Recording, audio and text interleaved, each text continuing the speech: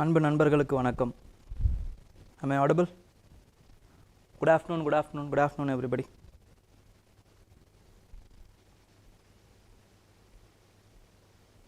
Super.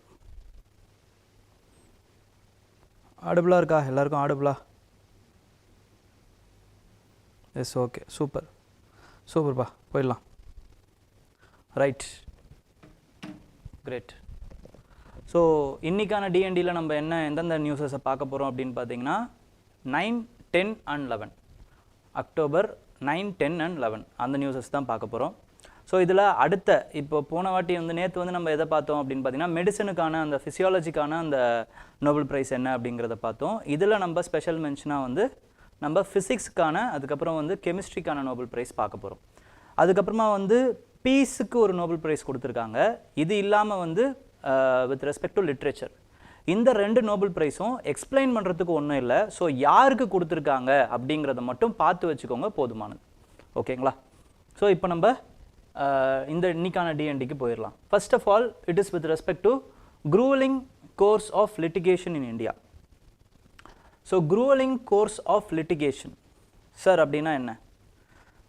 இப்போது நீங்களாம் நீங்களோ இல்லைனா உங்களுக்கு சொந்தக்காரங்களோ இல்லைனா உங்களுக்கு வேண்டியப்பட்டவங்களோ சில பேர் கோர்ட்டுக்கு போயிட்டு பல வருஷங்களாக கேசஸை நடத்துகிறவங்களெல்லாம் நீங்கள் பார்த்துருப்பீங்க. முக்கியமாக சிவில் கேசஸ், கிரிமினல் கேசஸும் அதே மாதிரி நடக்கும். ஏன்னா அப்பீல் மேலே அப்பீல் போகும். ஸோ இந்த மாதிரி எல்லாருக்குமே இந்த ஜுடிஷியல் சிஸ்டத்தால் அந்த ஒரு பேட் எக்ஸ்பீரியன்சஸ் கிடச்சிருக்கும்.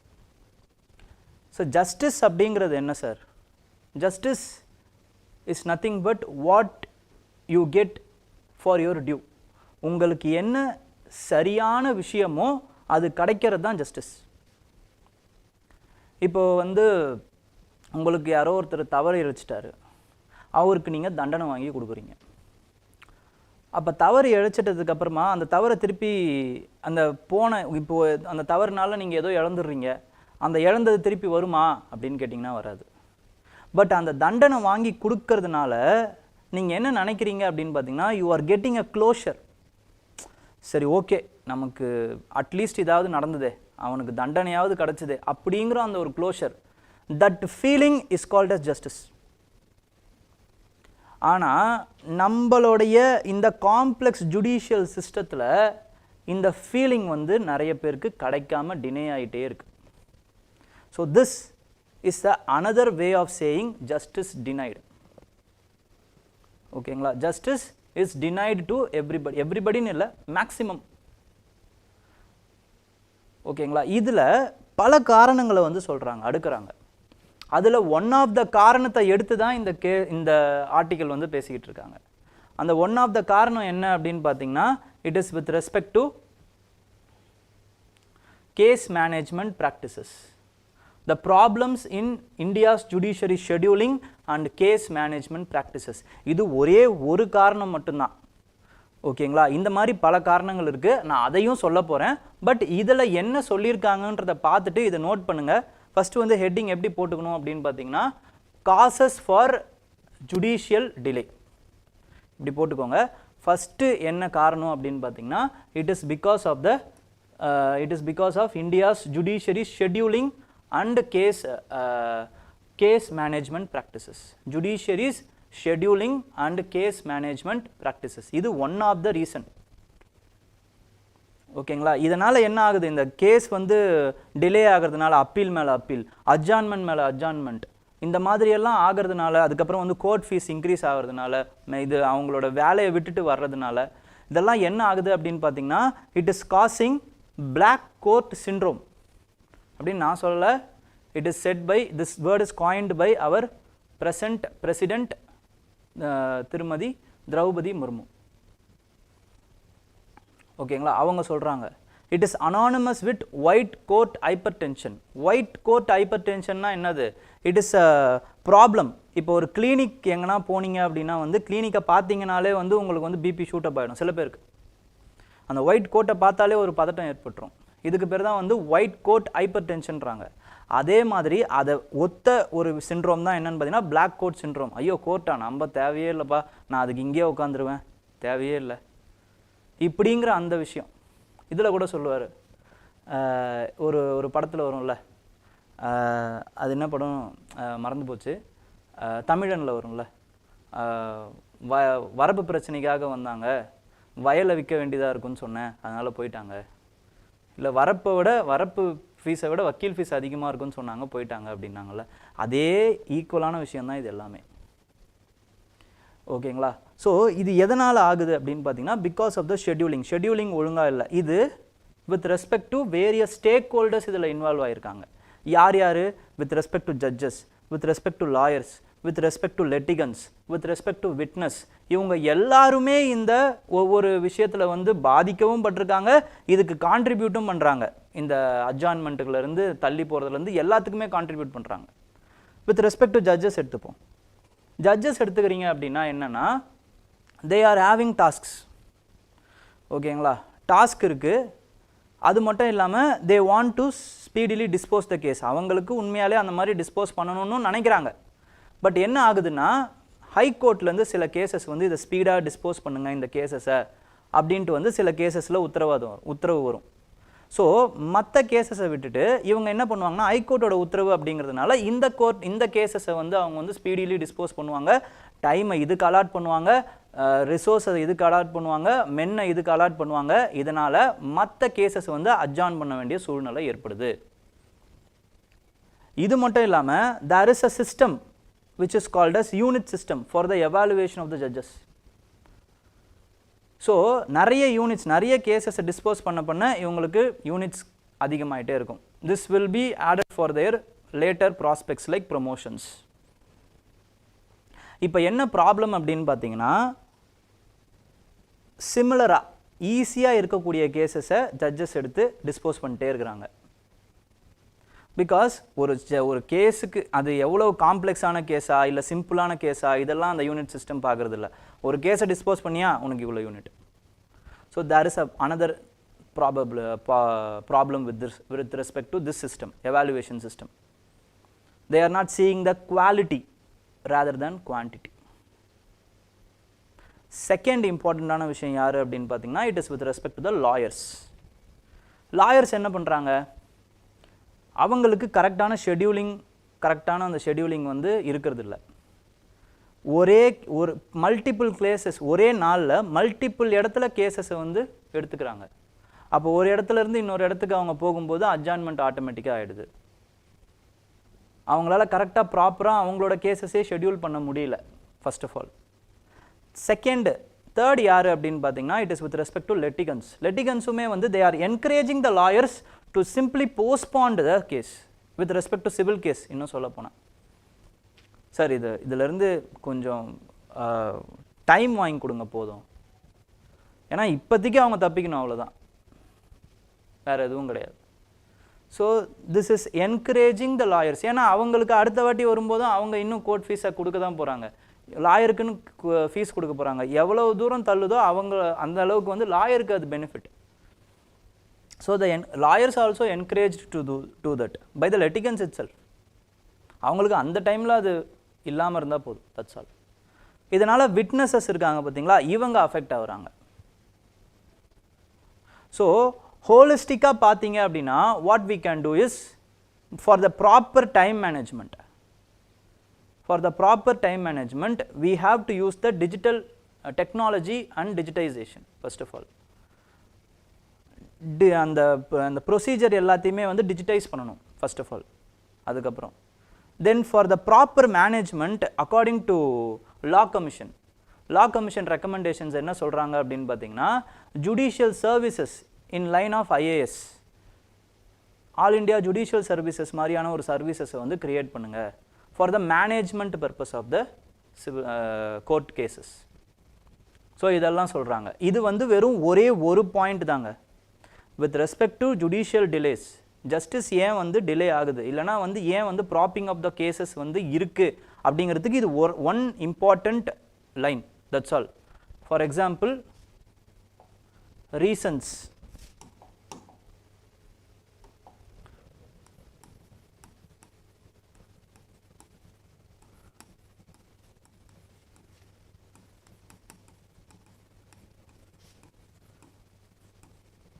reasons for judicial delay. First reason என்ன அப்படின்னா இந்த ரீசன் போட்டுக்கலாம், improper case management practices. அப்போ செகண்ட் என்ன sir, there is a committee called as Malimath committee.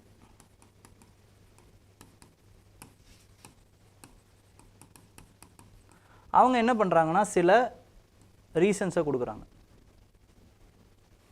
என்னென்ன ரீசன்ஸ் இருக்கு அப்படின்னு பார்த்தீங்கன்னா, first reason is because of the archaic laws, பழைய laws which needs judicial interpretation.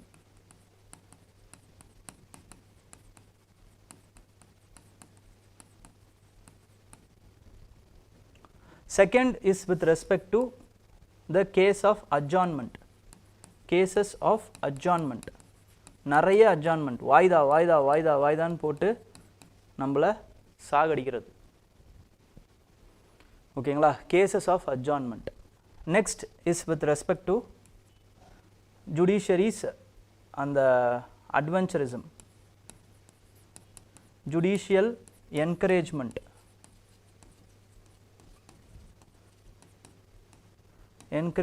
of PILs, people's interest litigations. So இதனாலேயும் increase ஆகுது. And then various appeals,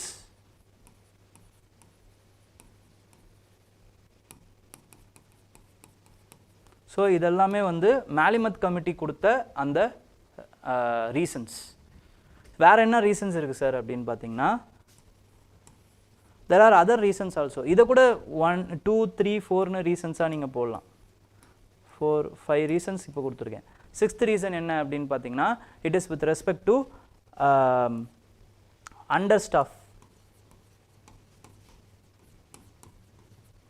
understaffed judicial services. Fourth இல்லைனா வந்து seventh reason எப்படி வேணாலும் எடுத்துக்கலாம். இது செவன்த்துன்னு கூட சிக்ஸ்த் ரீசன், இது seventh reason. Seventh reason is with respect to the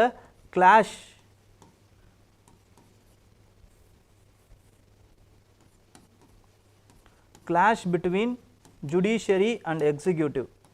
Because of it, the appointment of the judges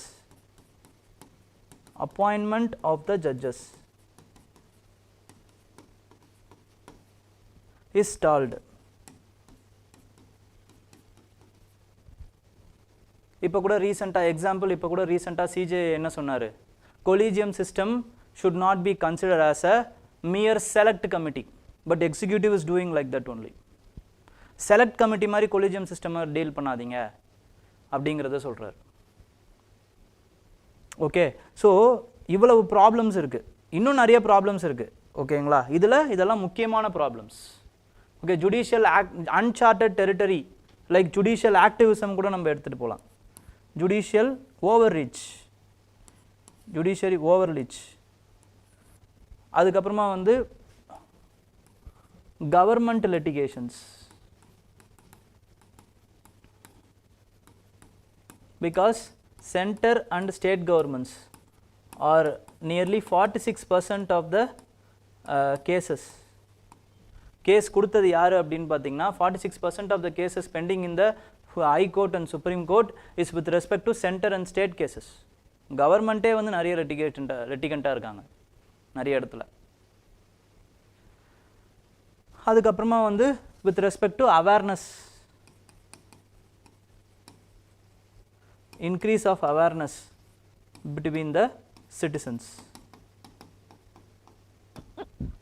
இது எல்லாமே ரீசனுங்க. பிகாஸ் ஆஃப் ஜுடிஷியல் டிலேஸ் ஏன் இவ்வளோ நடக்குது அப்படின்னா, கோர்ட் வந்து ஓவர் கெப்பாசிட்டி ஆகிடுது, ஆனால் அண்டர் ஸ்டாஃப்டாக இருக்காங்க.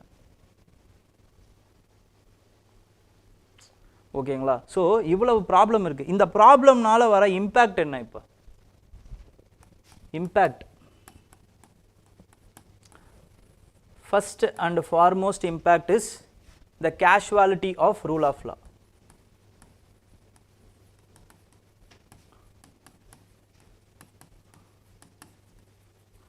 The very rule of law is becoming the casualty.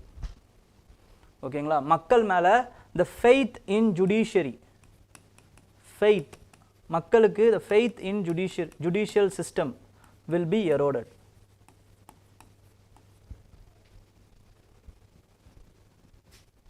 இது first foremost impact.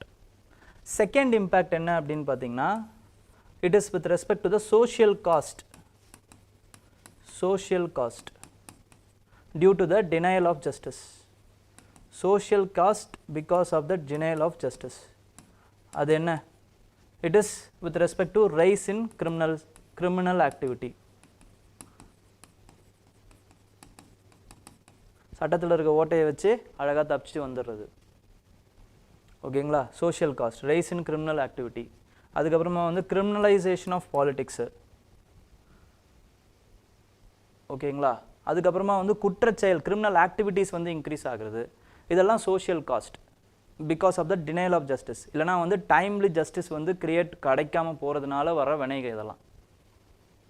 நெக்ஸ்ட்டு அடுத்து வந்து பார்த்தீங்க அப்படின்னா அண்டர் ட்ரையல்ஸ் ஆர் இன்க்ரீஸ்டிங். அண்டர் ட்ரையல்ஸ்னால் என்னென்னு ஆல்ரெடி உங்களுக்கு சொல்லியிருக்கேன். ஓகேங்களா? அண்டர் ட்ரையல்ஸில், அதாவது வந்து ட்ரையலில் வெயிட் பண்ணி காத்துக்கிட்டு இருக்கிறவங்களோட எண்ணிக்கை under trials in jail will increase. ஓகேங்களா?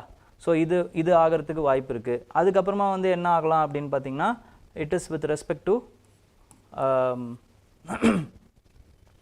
கிரிமினலைசேஷன் ஆஃப் பாலிடிக்ஸ் ஆல்ரெடி சொல்லிட்டேன். ஸோ பொலிட்டிக்கல் காஸ்ட்டும் வரும், அதே மாதிரி எக்கனாமிக் காஸ்ட்டும் இதே மாதிரி வரும். எக்கனாமிக் காஸ்ட்டில் என்ன வரும் அப்படின்னு பார்த்தீங்கன்னா, பிகாஸ் ஆஃப் அதாவது வந்து டைம்லி அந்த ஜுடிஷியல் சர்வீசஸ் வந்து கிடைக்காம போகிறதுனால we are losing nearly 1.5% of GDP.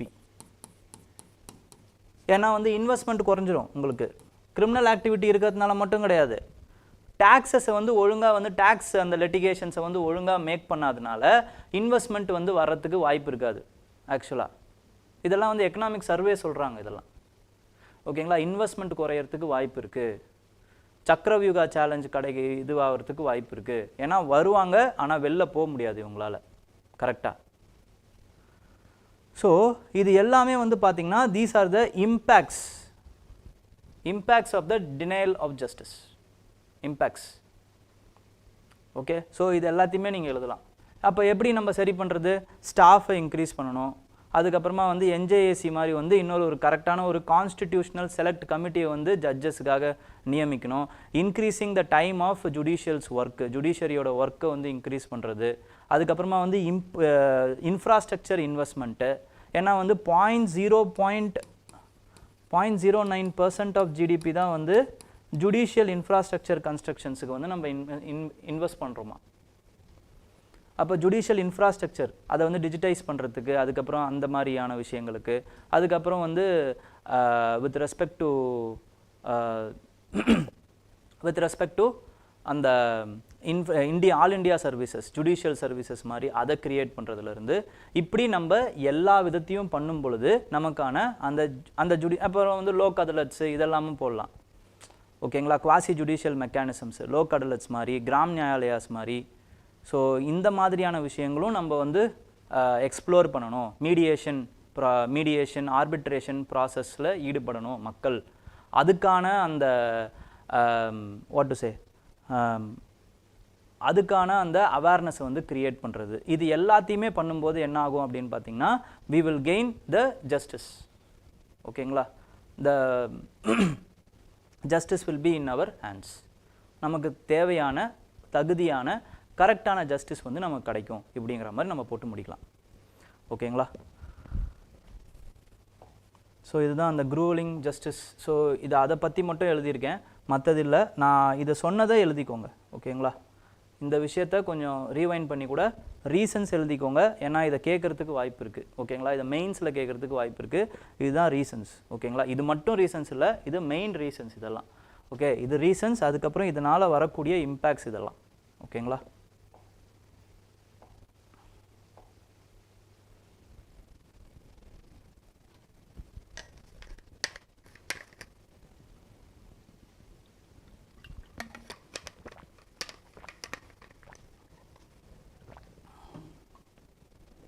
ஏதாவது டவுட்ஸ் இருக்கா? Sir, difference between what starting question, whom starting question, discuss. அதெல்லாம் நம்ம அப்புறம் வேற ஒரு செஷன்ல பேசலாம், இப்போ பேசக்கூடாது அது. ஓகேங்களா? நான் சொல்கிறேன் அதெல்லாம் வந்து இன்னொரு ஒரு டைமில் சொல்கிறேன். ஓகேங்களா? அதுக்கு தனியாக வீடியோவே நம்ம போடலாம், டோன்ட் வரி.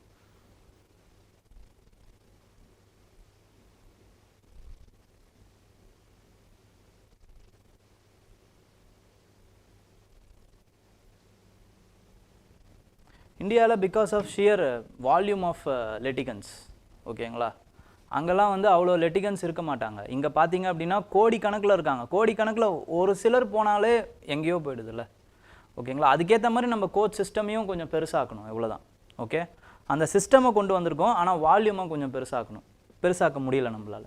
Okay, so with respect to mental health in India's maternal world. ஓகேங்களா? மென்டல் ஹெல்த்தை பற்றி பேசுகிறாங்க. இது வந்து உங்களுக்கு எஸ்ஏக்கு யூஸ் ஆகும். இந்த மென்டல் ஹெல்த்தாக இருக்கட்டும், அடுத்த ரெண்டு மென்டல் ஹெல்த் நம்ம பேச போகிறோம். இது ரெண்டுமே பார்த்தீங்க அப்படின்னா உங்களுக்கு கூட எஸ்ஏக்கு யூஸ் ஆகிறதுக்கு வாய்ப்பு நிறைய இருக்குது. ஓகேங்களா? ஸோ ஃபர்ஸ்ட் ஆஃப் ஆல் இந்த மென்டல் ஹெல்த்தை பற்றி கொஞ்சம் பார்த்துருவோம். ஏன்னா இது வந்து October 10th வந்ததுன்னு நினைக்கிறேன். October 10th வந்து உங்களுக்கு வந்து வேர்ல்டு மென்டல் ஹெல்த் டே. ஸோ எப்படி ஆரம்பிக்கிறாங்க அப்படின்னு பார்த்தீங்கன்னா, இது ஜென்ரலாக உங்களுக்கு ஒரு டிஸ்கஷன் மாதிரியும் இருக்கட்டும். அதுக்கப்புறமா வந்து இது எத்திக்ஸுக்கும் நீங்கள் யூஸ் பண்ணலாம், இல்லைனா உங்களோட வாழ்க்கைக்கும் நீங்கள் யூஸ் பண்ணிக்கலாம். ஓகேங்களா? ரொம்ப ஸ்ட்ரெஸ்ஸாக இருக்குது அப்படின்னு ஃபீல் பண்ணுறவங்க சும்மா ஒரு 10 நிமிஷம் பாருங்கள். அடுத்து, so with respect to mental health, நம்மளுடைய ஃபிசிக்கல் ஹெல்த்துக்கு கொடுக்குற இம்பார்ட்டன்ஸை we won't give to our mental health. இப்போ ரீசெண்டாக வந்து ஒரு சாஃப்ட்வேர் இன்ஜினியர் 26 வயசு மதிக்கத்தக்க ஒரு பெண் வந்து பார்த்தீங்க அப்படின்னா வந்து இறந்து போகிறாங்க பிகாஸ் ஆஃப் ஒர்க் ஸ்ட்ரெஸ். அதே மாதிரி சென்னையில் இதுக்கு முன்னாடி வந்து 38 வயசு மதிக்கத்தக்க ஒரு ஆண் வந்து அதே மாதிரியே வந்து இறந்து போகிறார் பிகாஸ் ஆஃப் ஒர்க் ஸ்ட்ரெஸ்.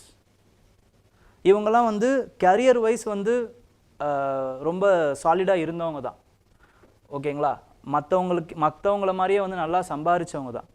ஆனால் இருந்தாலுமே எதனால் அவங்க வந்து இறந்து போகிறாங்க அப்படின்னு பார்த்தீங்கன்னா, not because of their physical health but because of their mental anxiety, depression. சரி, ஏன் வருது இந்த மாதிரி? ஏன் வருது? நம்ம ஏன் வந்து தெரிஞ்சே ஒரு இடத்துல போய் விடுறோம், இல்லைனா வந்து தெரிஞ்சே ஒரு இடத்துல சரி நம்ம ட்ராப் ஆகிறோம். சரிங்க, இப்போ வந்து எனக்கு ரொம்ப ஸ்ட்ரெஸ்ஸாக இருக்குது, இந்த வேலை எனக்கு பிடிக்கல, இது ஏன் சாய்ஸ் தானே, அப்போ நான் இந்த வேலையிலேருந்து எப்போ வேணாலும் வெளில போகலாம்ல. பட் ஏன் என்னால் போக முடியாமல் என் உயிரை வந்து மாய்ச்சிக்கிற அளவுக்கு நான் ஏன் அதுக்கு போகிறேன் அப்படின்னும்போது because of our pre committed activities. ஓகேங்களா? என்ன ப்ரீ கமிட்டட் ஆக்டிவிட்டீஸ் அப்படின்னு பார்த்தீங்கன்னா, because of our changing lifestyle, இதுதான் காரணம். நம்மளோட ஐடென்டிட்டி கிரைசிஸ், இதுதான் காரணம். நம்ம வளர்க்கப்பட்ட விதம், அதுதான் காரணம். எப்படி சார்? இப்போ ஃபார் எக்ஸாம்பிள்,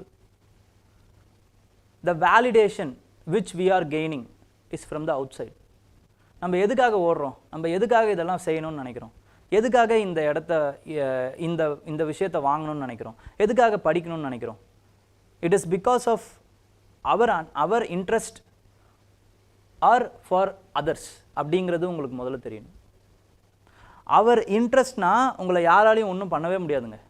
உங்கள் மென்டல் ஹெல்த்லேருந்து எதுக்கும் ஒன்றும் ப்ராப்ளமே வராது. ஏன்னா எப்போ வேணாலுமே நீங்கள் அந்த இன்ட்ரெஸ்ட்லேருந்து வேறு இன்ட்ரெஸ்ட்டுக்கு தாக முடியும். But it is for others நீங்கள் பண்ணுறீங்க அப்படின்னா என்ன ஆகும்னா, அதர்ஸோடைய வேலிடேஷனுக்காக நீங்கள் எல்லாத்தையும் பண்ணிடுவீங்க. அதுக்கப்புறம் நீங்கள் ஒரு பிடிக்காத ஒரு விஷயத்தில் போய் மாட்டிப்பீங்க. உங்களால் வெளிலையும் வர முடியாது. ஏன் வெளில வர முடியாது? இந்த சொசைட்டி எப்படி கட்டமைக்கப்பட்டிருக்கு அப்படின்னு பார்த்தீங்கன்னா, ஒவ்வொரு கட்டத்தில் ஒவ்வொரு வயசில் ஒவ்வொரு விஷயத்தை நீங்கள் பண்ணியே ஆகணும், வேறு வழியே கிடையாது.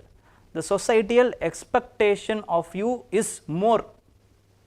அதுவும் இந்த டைமில், இந்த காலகட்டத்தில், இந்த கன்சியூமரிஸ்டிக் வேர்ல்டில் பார்த்தீங்கன்னா உங்களோட சொசைட்டியல் எக்ஸ்பெக்டேஷனுங்கிறது அப்படி இருக்கும். 20 வயசுக்குள்ளே நீ இதை பண்ணியிருக்கணும், 25 வயசுலையா நீ இந்த மாதிரி இருக்கும், 30 வயசுலையா நீ இப்படி இருக்கணும். அப்படி இல்லையா, சொசைட்டியோட ஸ்டாண்டர்ட்ஸ் பொறுத்த வரைக்கும் நீ வாழ்க்கையில் தோத்தவன். அப்போ சொசைட்டியை நான் குளிர்விக்கணுங்கிறதுக்காக என்ன பண்ணுறேன் அப்படின்னு பார்த்தீங்கன்னா, எனக்கு பிடிக்காத ஒரு விஷயத்துக்கு பண்ணுறேன், எனக்கு பிடிக்காத ஒரு வேலையில் சேர்றேன், எனக்கு பிடிக்காத ஒரு விஷயத்தை பண்ணிக்கிட்டே இருக்கேன். அப்போ பண்ணிக்கிட்டே இருக்கும்போது என்ன ஆகும்னு பார்த்தீங்கன்னா, it will increase the mental health of us. Mental ஸ்ட்ரெஸ்ஸை வந்து இன்க்ரீஸ் பண்ணும், ஆங்ஸைட்டியை இன்க்ரீஸ் பண்ணும். சொசைட்டியோட வேலிடேஷனுக்காக நான் என்ன பண்ணுவேன்னு பார்த்தீங்கன்னா, I will involve in consumption, conspicuous consumption, அதாவது தேவையில்லாமல் செலவு பண்ணுறது. ஃப்ளாட்டை வாங்கி வைக்கிறது இஎம்ஐயில், அதுக்கப்புறமா வந்து இதில் காரை வாங்குறது இஎம்ஐயில், ஓகேங்களா? இந்த மாதிரி வந்து பல விஷயங்களை பண்ணி லாக் ஆகிடுறது. அதுக்கப்புறம் அந்த வேலையிலேருந்து நம்மளால் வந்து நினச்சாலுமே வெளில வர முடியாது. ஏன்னா ஹையர் அத்தாரிட்டி என்ன பண்ணுவான், நம்மளுக்கு நிறைய ஸ்ட்ரெஸ் கொடுப்பாங்க. இந்த வேலையை நம்மளால் முடிக்க முடியாத அளவுக்கு டார்கெட்ஸ் வச்சு முடிக்க சொல்லுவாங்க. அப்போ நம்ம ராத்திரியும் பகலுமா அந்த டார்கெட்டுக்காக ஓடுவோம். அப்போ ஓடும்போது நம்மளோட மென்டல் ஹெல்த்தை நம்ம பார்த்துக்க மாட்டோம். அப்போ பார்த்துக்காதப்போ என்ன ஆகும்னு பார்த்தீங்கன்னா, டிப்ரெஷன்லேருந்து, ஸ்ட்ரெஸ்லேருந்து, ஆங்ஸைட்டிலேருந்து கடைசி கட்டமாக வந்து சூசைடல் தாட்ஸ் வரைக்கும் போகிறதுக்கு வாய்ப்பு இருக்குது. இதுதான் இங்கெல்லாம் நடக்குது. அதுவும் குறிப்பாக அர்பன் ஏரியாஸில் நடக்கக்கூடிய விஷயங்கள் இதுதான். அப்போ நம்ம என்ன பண்ணணும்? அரிஸ்டாட்டில், அதுக்கப்புறமா வந்து சாக்ரட்டிஸ் சொன்ன மாதிரி, we have to evaluate our life first of all. Seeking validation from others is not important. அப்படிங்கிற அந்த விஷயம் வந்து உங்களுக்கு புரியணும். சொசைட்டியல் அக்செப்டன்ஸ் வந்து நமக்கு தேவையில்லைன்னு ஃபஸ்ட்டு நினைக்கணுங்க. சொசைட்டிக்காக வாழாமல் உங்களுக்காக வாழ சொல்கிறாங்க, வேறு ஒன்றும் கிடையாது. அப்போ தான் உங்களோட மென்டல் ஹெல்த் பாதிக்காமல் இருக்கும், ஓகேங்களா? அதுவும் சொசைட்டிக்காக வாழாமன்னா எக்கனாமிக் அப்ரூவலுக்காக வாழாதீங்க, மக்களோட மக்களாக இருக்கணுங்கிறதுக்காக வாழுங்க அப்படிங்கிறாங்க, ஓகேங்களா? அதுதான் இந்த இதில் சொல்லிகிட்டு இருக்காங்க. ஸோ இந்தியாவுடைய கரண்ட் அந்த மென்டல் ஹெல்த் டிஸார்டர்ஸுக்கு காரணம் என்ன அப்படின்னு பார்த்தீங்கன்னா, நம்மளுக்கு நாம்ளே வச்சுக்கக்கூடிய அந்த எக்ஸ்பெக்டேஷன்ஸ். இப்படி இருந்தால் தான் நம்மளை மதிப்பாங்க, இந்த மாதிரி இருந்தால் தான் நம்மளை மதிப்பாங்க, இப்படின்ற அந்த ஒரு விஷயம் இருக்குது பார்த்தீங்களா? இது எல்லாமே தான் வந்து நம்மளுடைய அந்த ஸ்ட்ரெஸ்ஸுக்கும் டிசாஸ்ட்ரஸுக்கும் காரணமாக இருக்குது. அப்போ என்ன சொல்கிறாங்க? அரிஸ்டாட்டில் மாதிரி, சாக்ரட்டிஸ் மாதிரி அந்த எக்ஸிஸ்டென்ஷியல் கொஸ்டின்ஸை வந்து கேட்க சொல்கிறாங்க. Who am I, what I am doing. அப்போ சாக்ரட்டிஸ் என்ன சொல்கிறாரு? The unexamined life is not worth while living. உங்களோட லைஃபோட பர்பஸ் என்னன்னு உங்களுக்கு புரியாமல் நீங்கள் வாழ்கிறது பிரயோஜனம் இல்லைங்கிறார். அதே மாதிரி சாக்ரட்டிஸ் என்ன சொல்கிறாரு அப்படின்னு பார்த்தீங்கன்னா, ஒரு நல்ல ஒரு life is with respect to good லைஃப்பை வந்து அவர் எது கூட இன்டர்பிரேட் பண்ணுறாரு அப்படின்னா வந்து யுடைமோனியா. யுடைமோனியா அப்படிங்கிறது என்னன்னு பார்த்தீங்கன்னா குட் லைஃப் அப்படின்னு அர்த்தம். தட்ஸ் ஆல், ஓகேங்களா? ஒரு மீனிங்ஃபுல் லைஃப், இல்லைனா வந்து ஒரு வர்ச்சுவல் லைஃப். வர்ச்சுவஸ் லைஃப் அப்படிங்கிறது வர்ச்சு, இதுலேருந்து தான் வர்ச்சு எத்திக்ஸ் ஆரம்பிக்குது, ஓகேங்களா? வர்ச்சு எத்திக்ஸ் அப்படிங்கிறது என்னது? Doing a thing good for the sake of doing good, that's all. இது நல்லது, அதனால் இதை செய்கிறேன், தட்ஸ் ஆல். இது நல்லது பண்ணால் இப்படி நடக்கும், இதனால் இப்படி நடக்கும், அதெல்லாம் கிடையாது. இது நல்லது, அதனால் இதை செய்கிறேன், தட்ஸ் ஆல். இதுதான் வர்ச்சு எத்திக்ஸ். இது நார்மேட்டிவ் எத்திக்ஸில் ஒன் ஆஃப் த பிரிவு.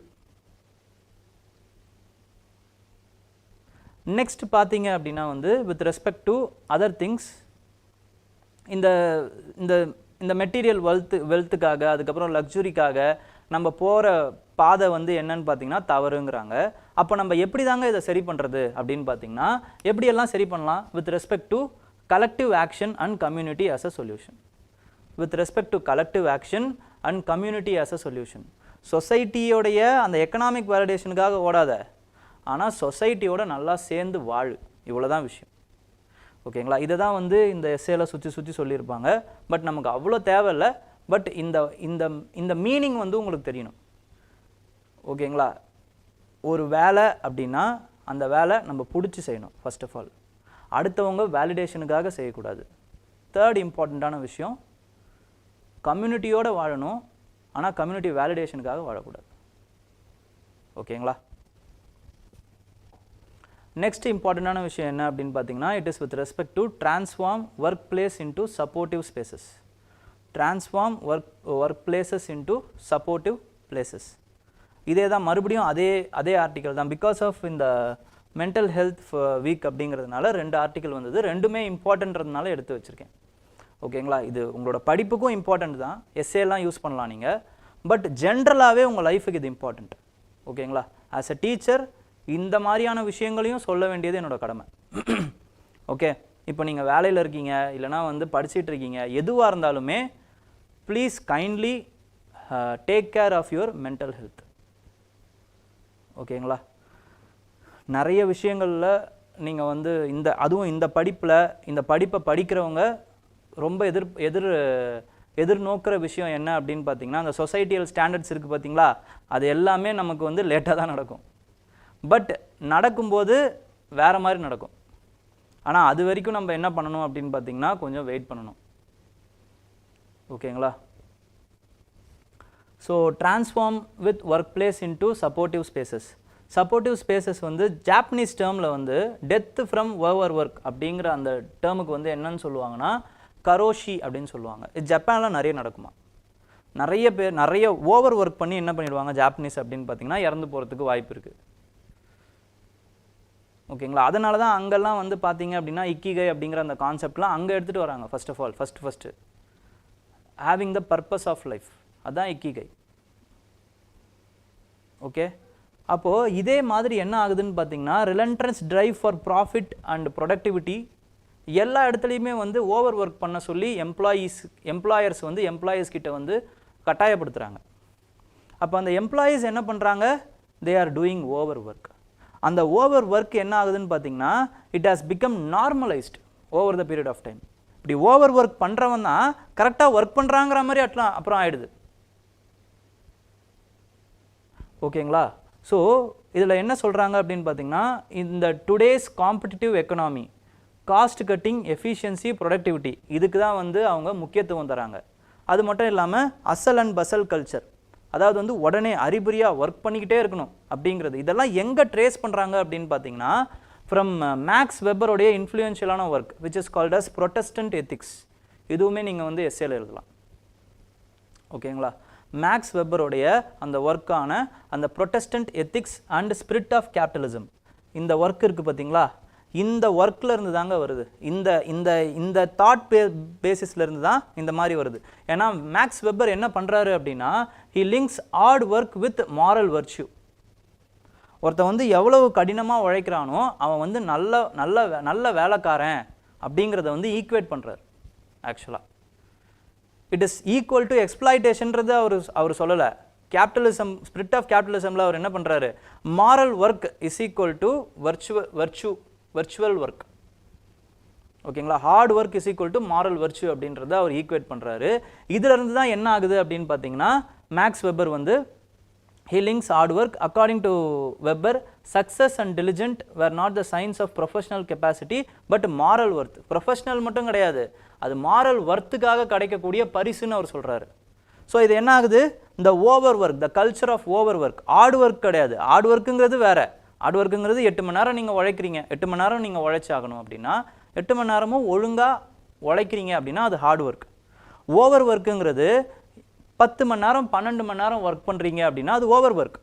ஆனால் இந்த ஓவர் ஒர்க் என்ன ஆகுது அப்படின்னு பார்த்தீங்கன்னா it has become rationalised now, normalised. Actually இப்போ நார்மலைஸ் ஆகும்போது மனுஷனுடைய கெப்பாசிட்டி அப்படிங்கிறது இவ்வளோ தாங்க. அது ஓரளவுக்கு உங்களால் வந்து ஸ்ட்ரெச் பண்ண முடியும்.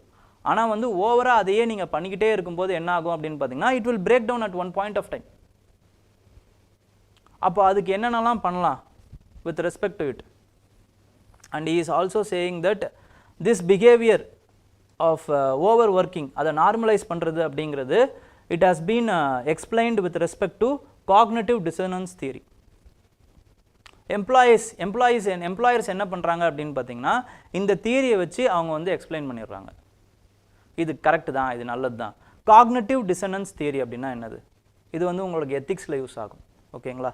Cognitive dissonance theory. காக்னேட்டிவ் அப்படிங்கிறது மூளையுடைய யோசிக்கும் திறன். டிசோனன்ஸ் அப்படிங்கிறது என்னன்னு பார்த்தீங்கன்னா தேர் இஸ் அ மிஸ்மேட்ச் அப்படின்னு அர்த்தம். காக்னேட்டிவ் டிசோனன்ஸ் அப்படிங்கிறது நீங்கள் நினைக்கிறது ஒன்று ஆனால் செய்கிறது ஒன்றா இருக்குது. இல்லைனா வந்து there is a conflict between two of your thoughts. இப்போ ஃபார் எக்ஸாம்பிள் ஒரு விஷயம் சொல்கிறேன். ஒரு சில நேரம் நமக்கு எப்படி இருக்கும் அப்படின்னு பார்த்தீங்கன்னா கடவுளே இல்லை அப்படிங்கிற மாதிரி இருக்கும். ஒரு சில நேரம் எப்படி இருக்கும் அப்படின்னு பார்த்தீங்கன்னா கடவுளே என்னை எப்படியாச்சும் காப்பாற்று அப்படி இருக்கும். ஓகேங்களா? சுச்சுவேஷனுக்கு ஏற்ற மாதிரி நீங்கள் என்ன ஆகுறீங்க அப்படின்னா வந்து you are becoming an atheist as well as non atheist. ஓகேங்களா? கடவுளை கும்பிட்றவராகவும் மாறுறீங்க, கடவுளை வெறுக்கிறவராகவும் மாறுறீங்க. சுச்சுவேஷனுக்கு ஏற்ற மாதிரி. ஒரே பிரெயின் தான், உங்ககிட்ட இருந்தால் வருது இந்த தாட் ப்ராசஸ். இதுதான் காக்னிட்டிவ் டிசோனன்ஸ் அப்படின்னு சொல்லுவாங்க. உங்களுடைய அந்த belief system is changing. Okay, cognitive dissonance theory. இந்த தியரி மூலமாக வந்து அதை வேலிடேட் பண்ண ட்ரை பண்ணுறாங்க எம்ப்ளாயர்ஸ். ஓகேங்களா? இப்போ நம்ம என்ன பண்ணணும், இந்த மாதிரியெல்லாம் இருக்கக்கூடாது அப்படின்னா ஃபர்ஸ்ட் ஆஃப் ஆல் இதில் இல்லை, but first of all what you have to do is you have to say, you have to have your boundaries. First of all employees should have their boundaries and know to say no. அவங்க no NO அப்படின்னு சொல்கிறதுக்கு அவங்களுக்கு தெரியணும். they have to say no. இதுக்கு தான் வந்து என்ன பண்ணுறாங்க அப்படின்னு பார்த்தீங்கன்னா ஆஸ்திரேலியாவில் ஒரு புது லாவே பாஸ் பண்ணியிருக்காங்க, which is nothing but right to disconnect. After your working hours, you have the right to disconnect from your employer. You can say no to them. வேணா என்னால் முடியாதுன்னு சொல்லலாம் உங்களால். You have your right. So first of all that. Second என்ன அப்படின்னு பார்த்தீங்கன்னா அதில் நிறைய விஷயங்கள் இதில் சொல்கிறாங்க. என்னென்னா வக்கேஷன்ஸ்லாம் வந்து அரேஞ்ச் பண்ணுறதா இருக்கட்டும். அதுக்கப்புறமா வந்து எம்ப்ளாயர்ஸுக்கு வந்து professional assistance, mental health professionals கூட வந்து அந்த மீட்டிங் செட் பண்ணி கொடுக்குறதா இருக்கட்டும். இதெல்லாம் நிறைய கம்பெனிஸில் இப்போ பண்ணுறாங்க. அதுக்கப்புறமா வந்து ஃப்ளெக்சிபிள் ஒர்க்கிங் ஹவர்ஸ், அப்புறமா வந்து அச்சீவபிள் டார்கெட்ஸை ஃபிக்ஸ் பண்ணுறது. அதுக்கப்புறமா வந்து training your higher top officials to note down the stress levels of the employees. ஓகேங்களா? இந்த மாதிரி வந்து நிறைய விஷயங்களை பண்ணுறதன் மூலமாக உங்களுக்கு என்ன ஆகுன்னு பார்த்தீங்கன்னா தே வில் ரீடைன். அது மட்டும் இல்லாமல் many researchers has said that happy employees are more productive. ஒரு சீரீஸ் ஒன்று இருக்குது, ஆஃபீஸ்னு ஒரு சீரீஸ். ஓகேங்களா? அதில் அந்த ஒரு பேப்பர் கம்பெனியில் வரக்கூடிய சீரீஸ் அதில் என்ன நடக்கும் அப்படின்னு பார்த்தீங்கன்னா அது வந்து இந்த starting of the internet era. So அந்த பேப்பர் கம்பெனி எல்லாமே மூடக்கூடிய அந்த சுச்சுவேஷன்ஸில் இருக்கும். பட் அந்த ஆஃபீஸில் வந்து அந்த மேனேஜர் வந்து ரொம்ப குழந்தைத்தனமாக இருப்பார், எதுவுமே கண்டுக்கவே மாட்டார், ஜாலியாக விட்டுருவார். பட் அந்த எம்ப்ளாயீஸ்லாம் வந்து என்ன பண்ணுவாங்க அப்படின்னு பார்த்தீங்கன்னா ப்ரொடக்டிவாக வேலை செய்வாங்க. ஆக்சுவலி இது எல்லாத்துலேயுமே நடக்காது, ஒரு 100% கிடையாது. பட் ஹாப்பியாக இருக்கும்போது அவங்க வேலை கொஞ்சம் செய்யணும்னு நினப்பாங்க ஆக்சுவலி. ஓகேங்களா? அப்படி செய்யும்போது ப்ரொடக்டிவிட்டி ஆட்டோமேட்டிக்காக இன்க்ரீஸ் ஆகும். இவ்வளோதான் விஷயம். அப்போ the happier they are, the more productive they are. So அதே மாதிரி தான் நீங்களுமே என்ன பண்ணலாம் அப்படின்னு பார்த்தீங்கன்னா you should equate it to your preparation strategy. So you have to be more happy and proactive during the preparation.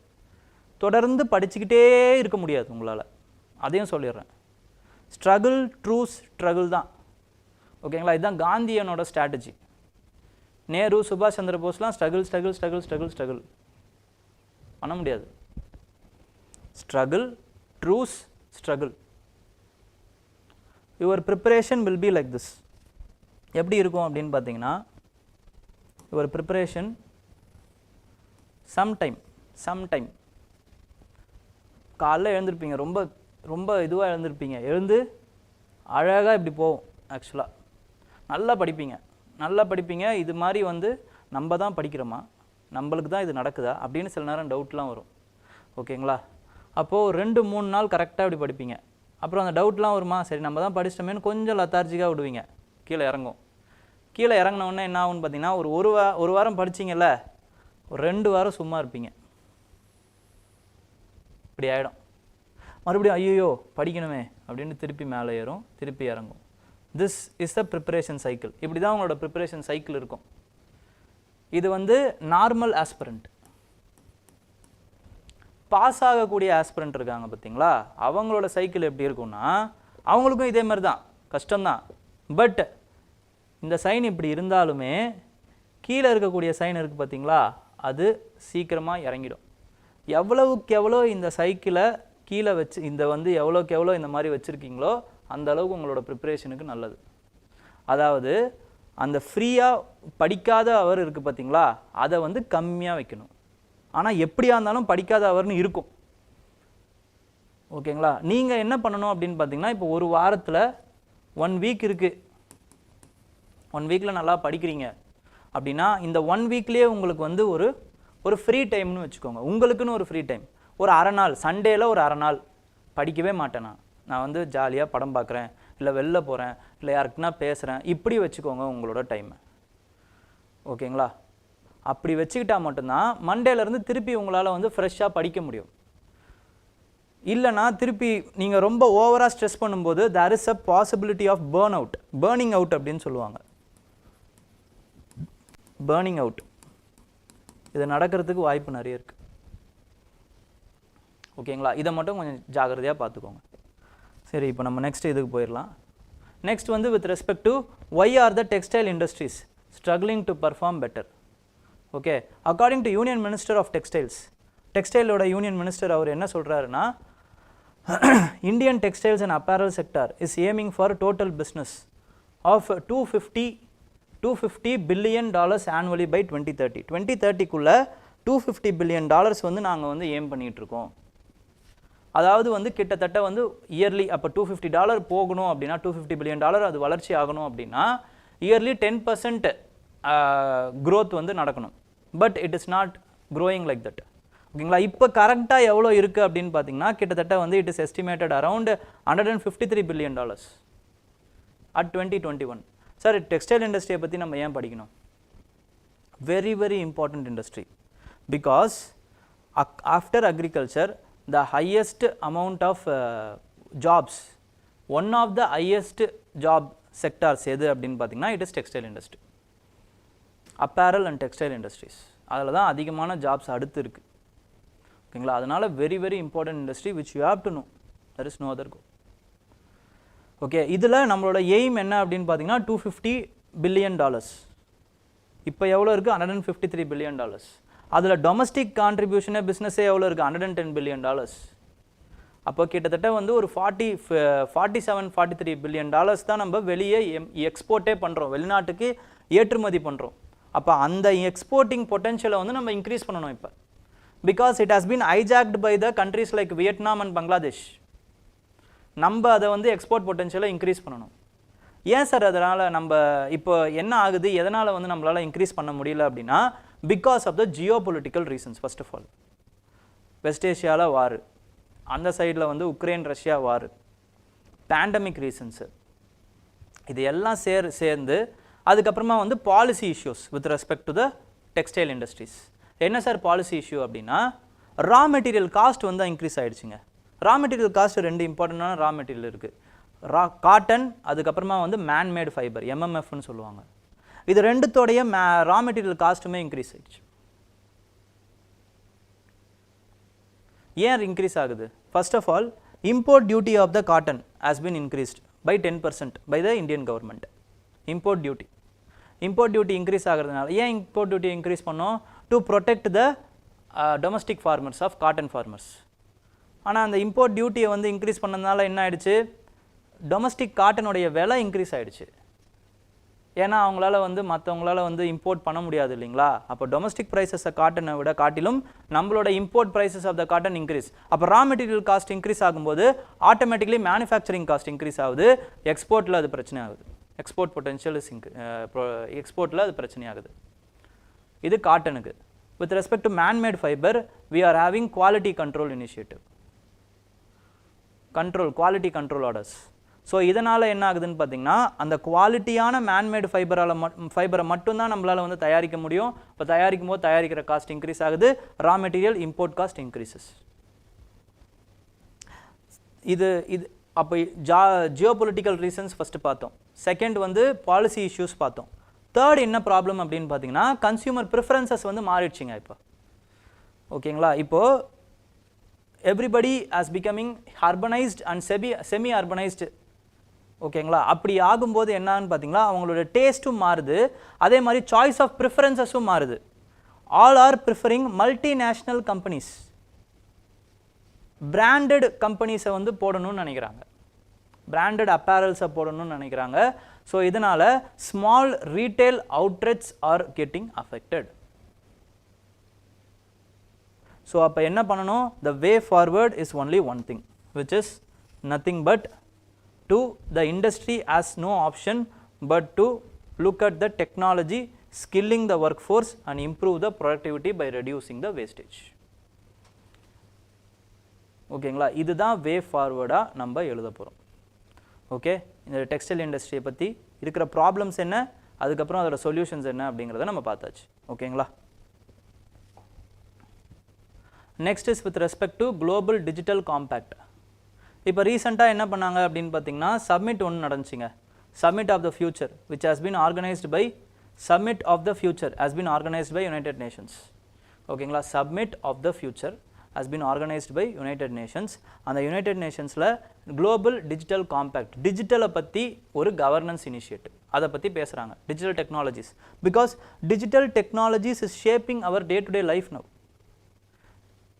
ஓகேங்களா? you can either what to say, like it or hate it, but you can't ignore it அப்படிங்கிற மாதிரி ஆயிப்போச்சு.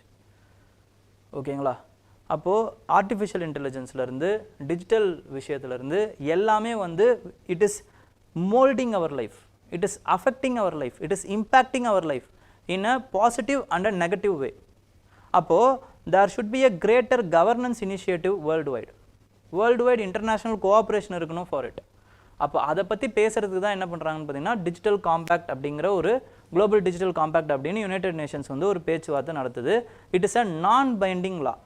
ஏன் sir நான் binding ஆகுது அப்படின்னா, it is not only about the instructions for the கவர்மெண்ட்ஸ்க்கு மட்டும் இந்த இன்ஸ்ட்ரக்ஷன்ஸ் கிடையாது. It is also instruction for the companies, it is also instructions for the corporates, it is also instructions for the stakeholders like public, civil societies.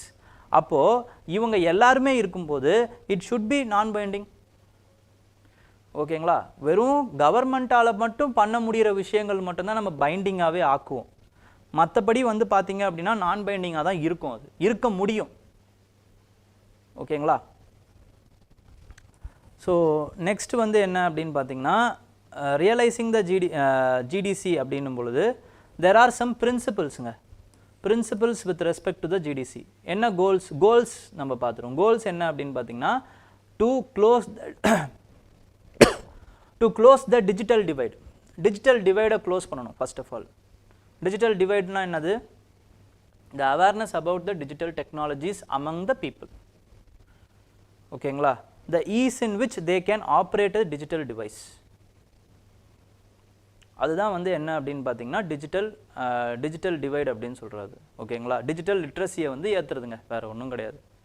இப்போ smart ஃபோனை வந்து எல்லாராலையும் வந்து பயன்படுத்த முடியணும், ஸ்மார்ட் டெக்னாலஜிஸை வந்து பயன்படுத்த முடியணும். அப்படி எல்லாருமே பண்ணுறாங்க பேசிக் நீட்ஸுக்கு. இப்போ ஃபார் எக்ஸாம்பிள் ஃபினான்ஷியல் டிரான்சாக்ஷன்லேருந்து அதுக்கப்புறமா வந்து மற்ற எடுத்துக்கலாம், மற்ற விஷயத்துக்கு எல்லாத்துக்குமே வந்து அவங்க பேசிக் நீட்ஸுக்காக அதை பயன்படுத்துகிறாங்கன்னா அந்த அறிவை வந்து அவங்களுக்கு கொடுக்கணும். அதுதான் டிஜிட்டல் லிட்ரஸி. அப்போ அதை கேப்பை வந்து ஃபில் பண்ணுறது தான் வந்து என்னென்னு பார்த்தீங்கன்னா அந்த டிஜிட்டல் டிவைடை வந்து ஃபில் பண்ணுறது. ஓகேங்களா? Next including every one in the digital economy. எல்லாரையுமே வந்து டிஜிட்டல் எக்கனாமியில் சேர்க்கறது. Next improving the access to data and advancing responsible and equitable data governance. Equitable data governance. ஓகேங்களா? எல்லாருக்குமான அந்த டேட்டா கவர்னன்ஸை நம்ம கொண்டு வர்றது. அதோட பிரின்சிபல் என்னது? Principle is with respect to participation இன்க்ளூசிவாக இருக்கிறது. Inclusive participation. அதுக்கப்புறமா வந்து with respect to sustainable trustworthy technologies. ஓகேங்களா? டெக்னாலஜி வந்து சஸ்டைனபிளாக இருக்கணும், எல்லாருக்குமானதாக இருக்கணும், ஜஸ்ட்டு டிரான்சிஷனோடு இருக்கணும். ஓகேங்களா? ஓப்பன் ஃப்ரீ நெட்வொர்க்காக இருக்கணும், எல்லாருமே அதை வந்து பயன்படுத்தக்கூடியதாக இருக்கணும். இப்போ ஃபார் எக்ஸாம்பிள் கூகுள் இருக்குது. கூகுள் வந்து ஹிடன் சார்ஜஸ் இருக்குது, பட் எல்லாராலையும் இப்போ வந்து யூடியூப்பை பயன்படுத்த முடியுமா இல்லையா? ஆனால் அதுக்கு அவங்க என்ன பண்ணுறாங்க, சரி அந்த அட்வர்டைஸ்மெண்ட்டுன்னு வாங்கிக்கிறாங்க, பரவாயில்ல. பட் எல்லாராலையுமே அதை பயன்படுத்த முடியும். எல்லாராலையும் கூகுள் மேப்பை பயன்படுத்த முடியுமா இல்லையா? ஒரு சில நேரம் வேறு ஏதாவது சந்து கொண்டு போய் விட்டுரும், பட் மற்றபடி வந்து கொண்டு போய் அதாவது வந்து பயன்படுத்த முடியும். ஸோ இந்த மாதிரி வந்து எல்லாத்தையுமே எல்லாருக்குமே வந்து பயன்படுத்தக்கூடிய அந்த டிஜிட்டல் இன்ஃப்ராஸ்ட்ரக்சரை கவர்னன்ஸை கொண்டு வாங்க அப்படிங்கிறது தான், கொண்டு வரணும் அப்படிங்கிறது தான் பிரின்சிபிள்ஸ். ஓகேங்களா. But there are some problems with respect to this idea. என்ன ஐடியா, என்ன ப்ராப்ளம் சார் அப்படின்னு பார்த்தீங்கன்னா, சேலஞ்சஸ் என்ன? First of all there is a loophole in the governance. loopholes, அதாவது பப்ளிக் ப்ரைவேட் அந்த காம்ப்ளெக்சிட்டிஸ் இந்த public private partnership for the digital innovation. எல்லாரும் open access நெட்வொர்க்காக இருக்கணும்னு நம்ம வந்து நினைக்கிறோம். But it can't be done like that. ஏன்னா சில பேர் வந்து என்ன பண்ணியிருப்பாங்கன்னா, அவங்க இன்டெலெக்சுவல் ப்ராப்பர்ட்டி பேட்டர்ன்ஸ் போட்டு வச்சுருப்பாங்க. There are some government projects will be there. அதுக்கப்புறம் கவர்மெண்ட்டுக்கும் சில உடன்படிக்கைகள் மெமரண்டம் ஆஃப் அண்டர்ஸ்டாண்டிங்ஸ் இருக்கும். அப்போ எல்லாத்தையுமே எல்லாருக்கும் எல்லா வாட்டியும் ஆக்சசபிலிட்டியாக கொடுக்க முடியாது. There is some problems with it. Next இம்பார்ட்டண்ட்டான விஷயம் என்ன அப்படின்னு பார்த்தீங்கன்னா, it is with respect to self regulation issues. இப்போ வந்து கம்பெனிஸுக்கு என்ன சொல்கிறாங்க அப்படின்னு பார்த்தீங்கன்னா, you have to honour the privacy issues of the individual அப்படின்னு கம்பெனிஸுக்கு சொல்லிடுறாங்க. But you have to self control your self regulation நீங்கள் பண்ணிக்கணும். Lack of governance, international governance system on the part of கம்பெனிஸுங்கிறது ஒரு பெரிய ப்ராப்ளம் ஆக்சுவலாக. ஓகே, நெக்ஸ்ட் வந்து இன்டர் ஆப்பரபிள் டேட்டா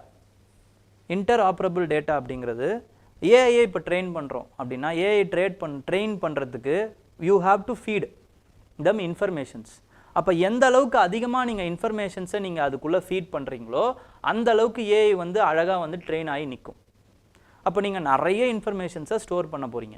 அப்போ இன்ஃபர்மேஷன்ஸை ஸ்டோர் பண்ணுறதுங்கிறது என்னது, வேற ஒருத்தனுடைய பர்சனல் லைஃப்பில் நடக்கக்கூடிய இன்ஃபர்மேஷன்ஸ். அது it is it's intellectual property, it is it's private property. அப்போது அவங்களுடைய அனுமதி இல்லாமையோ அனுமதியோடவே நீங்கள் பண்ணிடுறீங்க. நாளை பின்னா அவங்க சேஞ்ச் பண்ணலாம் மைண்டை. சேஞ்ச் பண்ணும்போது they don't have right to be forgotten. அந்த டினையலை வந்து நீங்கள் பண்ணுறீங்க. ஸோ அது ஒரு பெரிய problem with respect to it. ஓகேங்களா. There is a problem with respect to promoting interoperability. ஓகேங்களா. நெக்ஸ்ட் வந்து they want to use it for the use the artificial intelligence for sustainable development goals. அந்த sustainable development கோல்ஸ்னால என்ன ஆகுது, நல்லது தான். ஓகேங்களா.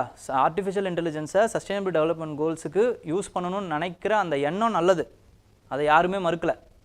But already sustainable development கோல்ஸில் மற்ற 15 கோல் 17 கோலுமே வந்து இங்கே ஃபில்ஃபில் ஆகாமல் இருக்குது.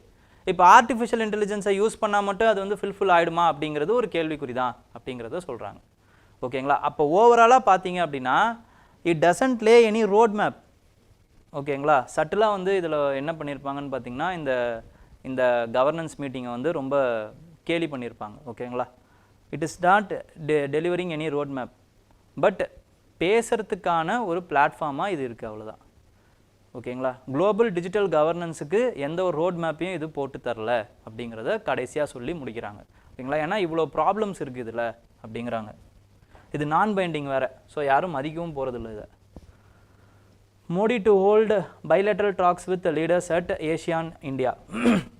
ஓகேங்களா. அப்போது ஏஷியான் கண்ட்ரிஸ் என்ன அப்படிங்கிறது உங்களுக்கு தெரியணும்.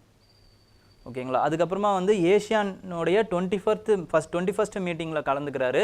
அதுக்கப்புறமா வந்து ஈஸ்ட் ஏஷியா சப்மிட்டுக்கு 19th மீட்டிங்கில் கலந்துக்கிறாரு. அப்போ ஈஸ்ட் ஏஷியா சப்மிட்னா என்ன, அதோட ஹெட் குவார்ட்டர்ஸ் எங்கே இருக்குது, அதோடைய மெம்பர்ஸ் யார் அப்படின்றத நீங்கள் ஒரு வாட்டி போய் பாருங்கள். ஓகேங்களா. மறுபடியும் அந்த ஈஸ்ட் ஏஷியா சப்மிட் ஃபுல்லாக முடிஞ்சு என்னென்னலாம் வந்து இப்போ மெமரண்டம் ஆஃப் அண்டர்ஸ்டாண்டிங் போட்டாங்க, ஏஷியான் கூட என்னென்ன போட்டாங்க அப்படிங்கிறத நம்ம டிஸ்கஸ் பண்ணும்போது அதோடைய ஆரிஜின் என்ன அப்படிங்கிறத நம்ம டீட்டெயில்டாக பார்ப்போம். ஓகேங்களா. ஸோ இப்போ ஏஷியானுடைய மெம்பர் கண்ட்ரீஸ் மட்டும் என்னங்கிறத ஒரு வாட்டி பார்த்துருவோம், ஏன்னா அது ரொம்ப இம்பார்ட்டண்ட். ஓகேங்களா. மியான்மர்லேருந்து ஆரம்பிங்க. இந்தியா இருக்குது, இந்தியா நார்த் ஈஸ்டில் இருக்குது. ஸோ மியான்மர்லேருந்து ஆரம்பிச்சிங்க அப்படின்னா, because of this only Myanmar is connecting, கம்போடியாவிலேருந்து கனெக்ட் பண்ணி இங்கே சிங்கப்பூர் வரைக்கும் கனெக்ட் பண்ணுறதால தான் it is the gateway for our Act East policy Myanmar. அப்போ ஸ்டேபிள் மியான்மர் இருக்கணும் அப்படிங்கிறதுக்கான நோக்கம், நம்மளுடைய நோக்கம் என்னன்னு பார்த்தீங்கன்னா இதுக்காக தான், to uplift the north eastern people. இல்லைனா என்ன ஆகும், அங்கே இருக்கக்கூடிய insurgency can be spilled over in the Myanmar, இது நார்த் ஈஸ்டர்ன் இந்தியா. இப்போயே மணிப்பூரில் அந்த மாதிரி தான் வந்து ஸ்பில் ஓவர் ஆகி ஒரே லா அண்ட் ஆர்டர் ப்ராப்ளமாக இருக்குது. ஓகேங்களா? அப்போ இப்படி ஞாபகம் வச்சுக்கோங்க. ஃபஸ்ட்டு எங்கேருந்து ஆரம்பிக்குது அப்படின்னா மியான்மர்லேருந்து ஆரம்பிக்குது. மியான்மர், அடுத்து வந்து தாய்லாந்து, அடுத்து தாய்லாந்து வருது, அதுக்கப்புறம் லாகோஸ், அதுக்கப்புறம் வியட்நாம், கீழே வந்து கம்போடியா. ஓகேங்களா? அதுக்கப்புறம் தாய்லாண்டோட இணைஞ்சு இருக்கிறது தான் வந்து என்னன்னு பார்த்தீங்கன்னா மலேசியா. ஓகேங்களா? மலேசியா, அதுக்கப்புறம் இந்த நுனியில் இருக்கிறது தான் சிங்கப்பூர். மலேசியாவுடைய இந்த நுனியில் இருக்கிறது தான் சிங்கப்பூர். ஓகே, அப்போ இந்த ஏரியாவில் மட்டுமே வந்து பார்த்தீங்க அப்படின்னா வந்து 10ல் 7 கண்ட்ரி வந்துருங்க. Myanmar, Thailand, Lagos, Vietnam, Cambodia, Malaysia, Singapore. அடுத்து மிச்சம் 3 என்ன அப்படின்னு பார்த்தீங்கன்னா இந்தோனேஷியா, ப்ரூனே, அப்புறம் பிலிப்பைன்ஸ். இதில் இருக்கக்கூடிய கேபிட்டல்ஸை தெரிஞ்சு வச்சுக்கோங்க. ஓகேங்களா? பிலிப்பைன்ஸுக்கு மணிலா, இந்தோனேஷியாவுக்கு இப்போ தான் மாற்றினாங்க. ஓகேங்களா? நீங்கள் ஜகார்த்தாலேயே இருக்காதீங்க. ஓகேங்களா? இப்போ தான் இந்தோனேஷியாவுக்கு ரீசெண்டாக கேபிட்டலை மாற்றிட்டாங்க. ஓகேங்களா? அது என்ன கேபிட்டல் அப்படிங்கிறத பாருங்கள். நுசந்தரா அப்படின்னு வரும். அது எந்த ஐலாண்டில் இருக்குன்றத பாருங்கள். ஏன்னா நிறைய ஐலாண்ட் சேர்ந்தது தான் இந்தோனேஷியா. அப்புறம் வந்து ப்ரூனி, பந்தர் ஸ்ரீ பகவான் அப்படின்னு வரும். அதுக்கப்புறம் சிங்கப்பூர் தான் கேபிட்டல். மலேசியாவுக்கு கோலாலம்பூர். அடுத்து வந்து தாய்லாந்து, பேங்காக். அடுத்து மியான்மர், நாய்படோ. அதுக்கப்புறமா வந்து வியட்நாம். ஓகேங்களா? வியட்நாமுக்கு வந்து வியட்நாமுக்கு என்ன கேபிட்டல் அப்படிங்கிறத கமெண்ட்டில் சொல்லுங்கள். இப்போதைக்கு மறந்துடுச்சு. ஓகேங்களா? லாகோஸுக்கு வந்து பெனோம்பென் அப்படின்னு வரும். ஓகேங்களா? கம்போடியாவுக்கு பெனோம்பென்னு வரும். லாகோஸ் வந்து என்ன அப்படின்னு பார்த்தீங்கன்னா வியன்டைன் அப்படின்னு வரும். இப்போதைக்கு வந்து யார் ஹெட்டு, ஏஷியானுடைய இந்த இதோட ஹெட்டு யார் அப்படின்னு பார்த்தீங்கன்னா லாகோஸ் தான். லாகோஸில் தான் நடத்த போகிறாங்க. ஓகேங்களா? அதுக்கப்புறம் வியட்நாமுக்கு வந்து ஹுனாய்னு வரும் கேபிட்டல். HANOI, ஹுனாய். ஓகேங்களா? ஸோ இந்த கேபிட்டல்ஸ் எல்லாத்தையுமே ஞாபகம் வச்சுக்கோங்க. East to west, west to east இப்படிலாம் கேட்குறதுக்கு வாய்ப்பு இருக்குது. ஓகே,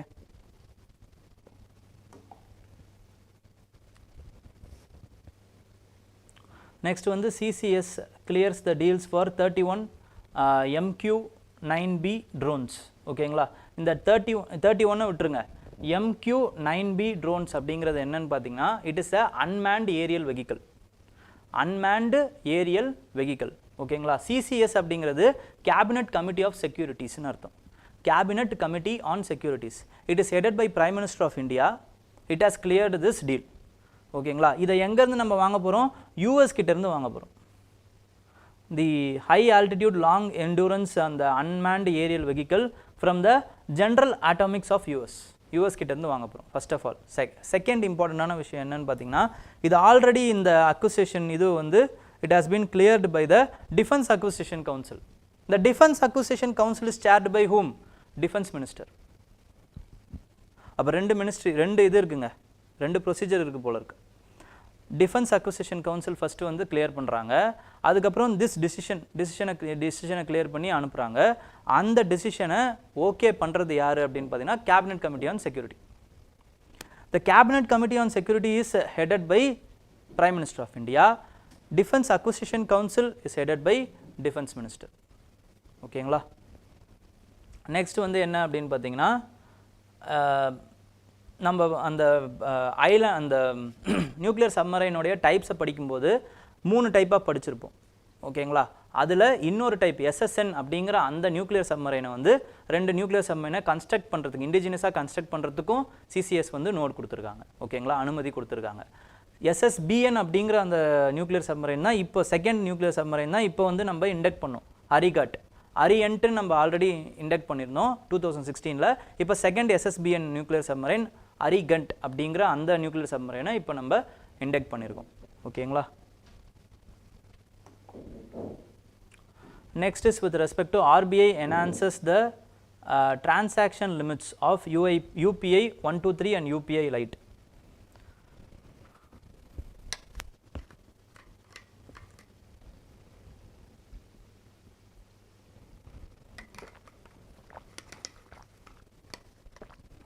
ஏதாவது டவுட்ஸ் இருக்கா உங்களுக்கு?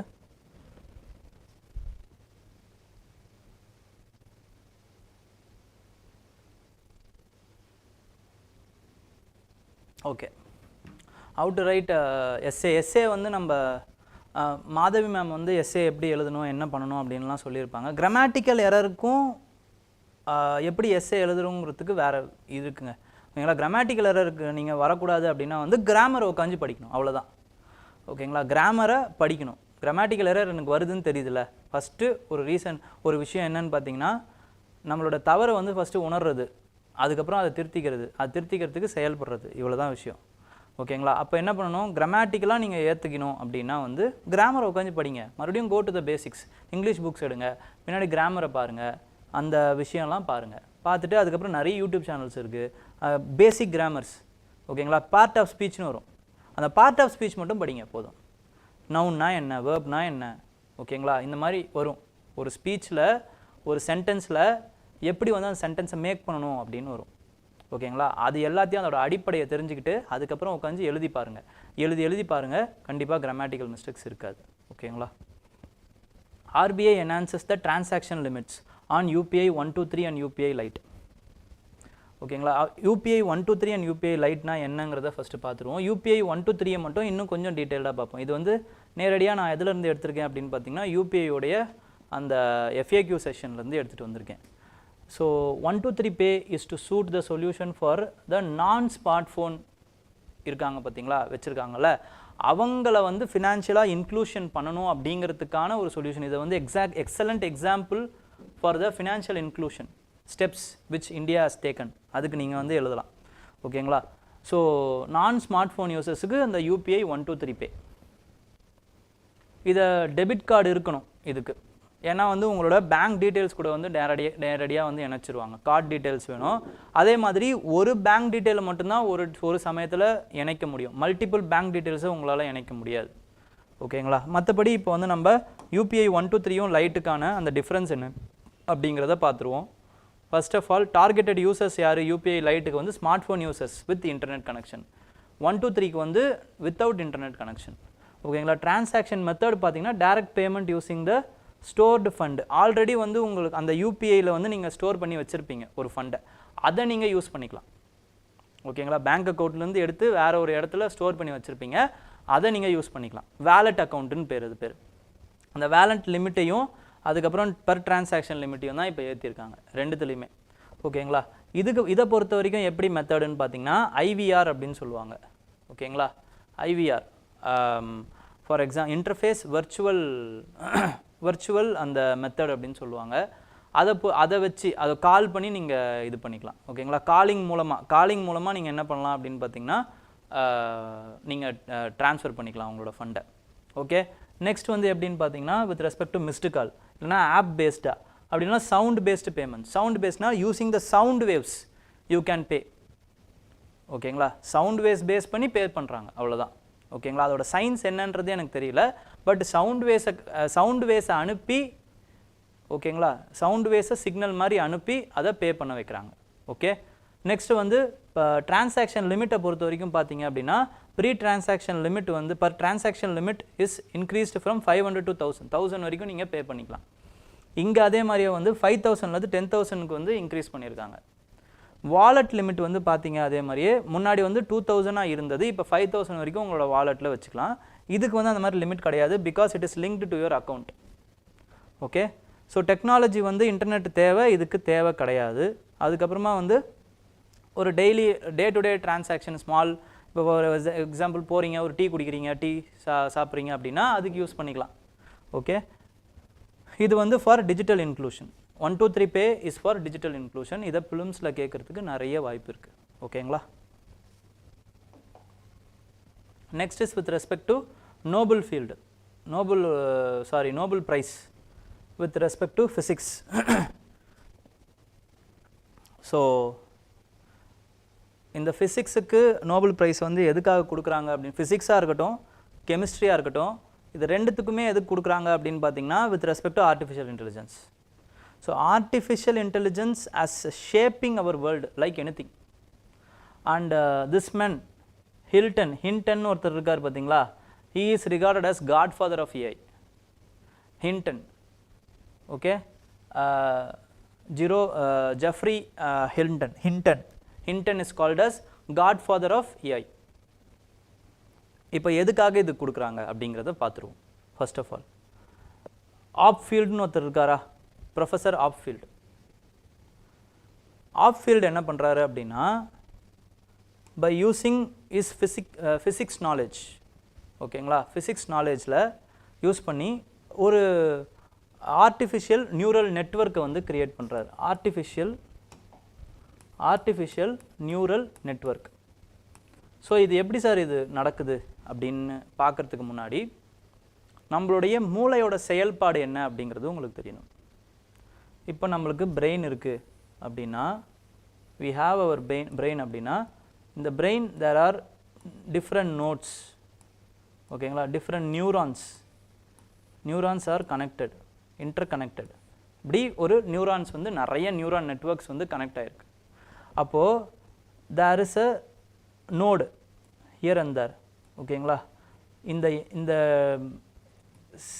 இந்த neurons will send signal to one node to another, இப்படி வந்து சென்ட் பண்ணும், சிக்னல்ஸை சென்ட் பண்ணும்.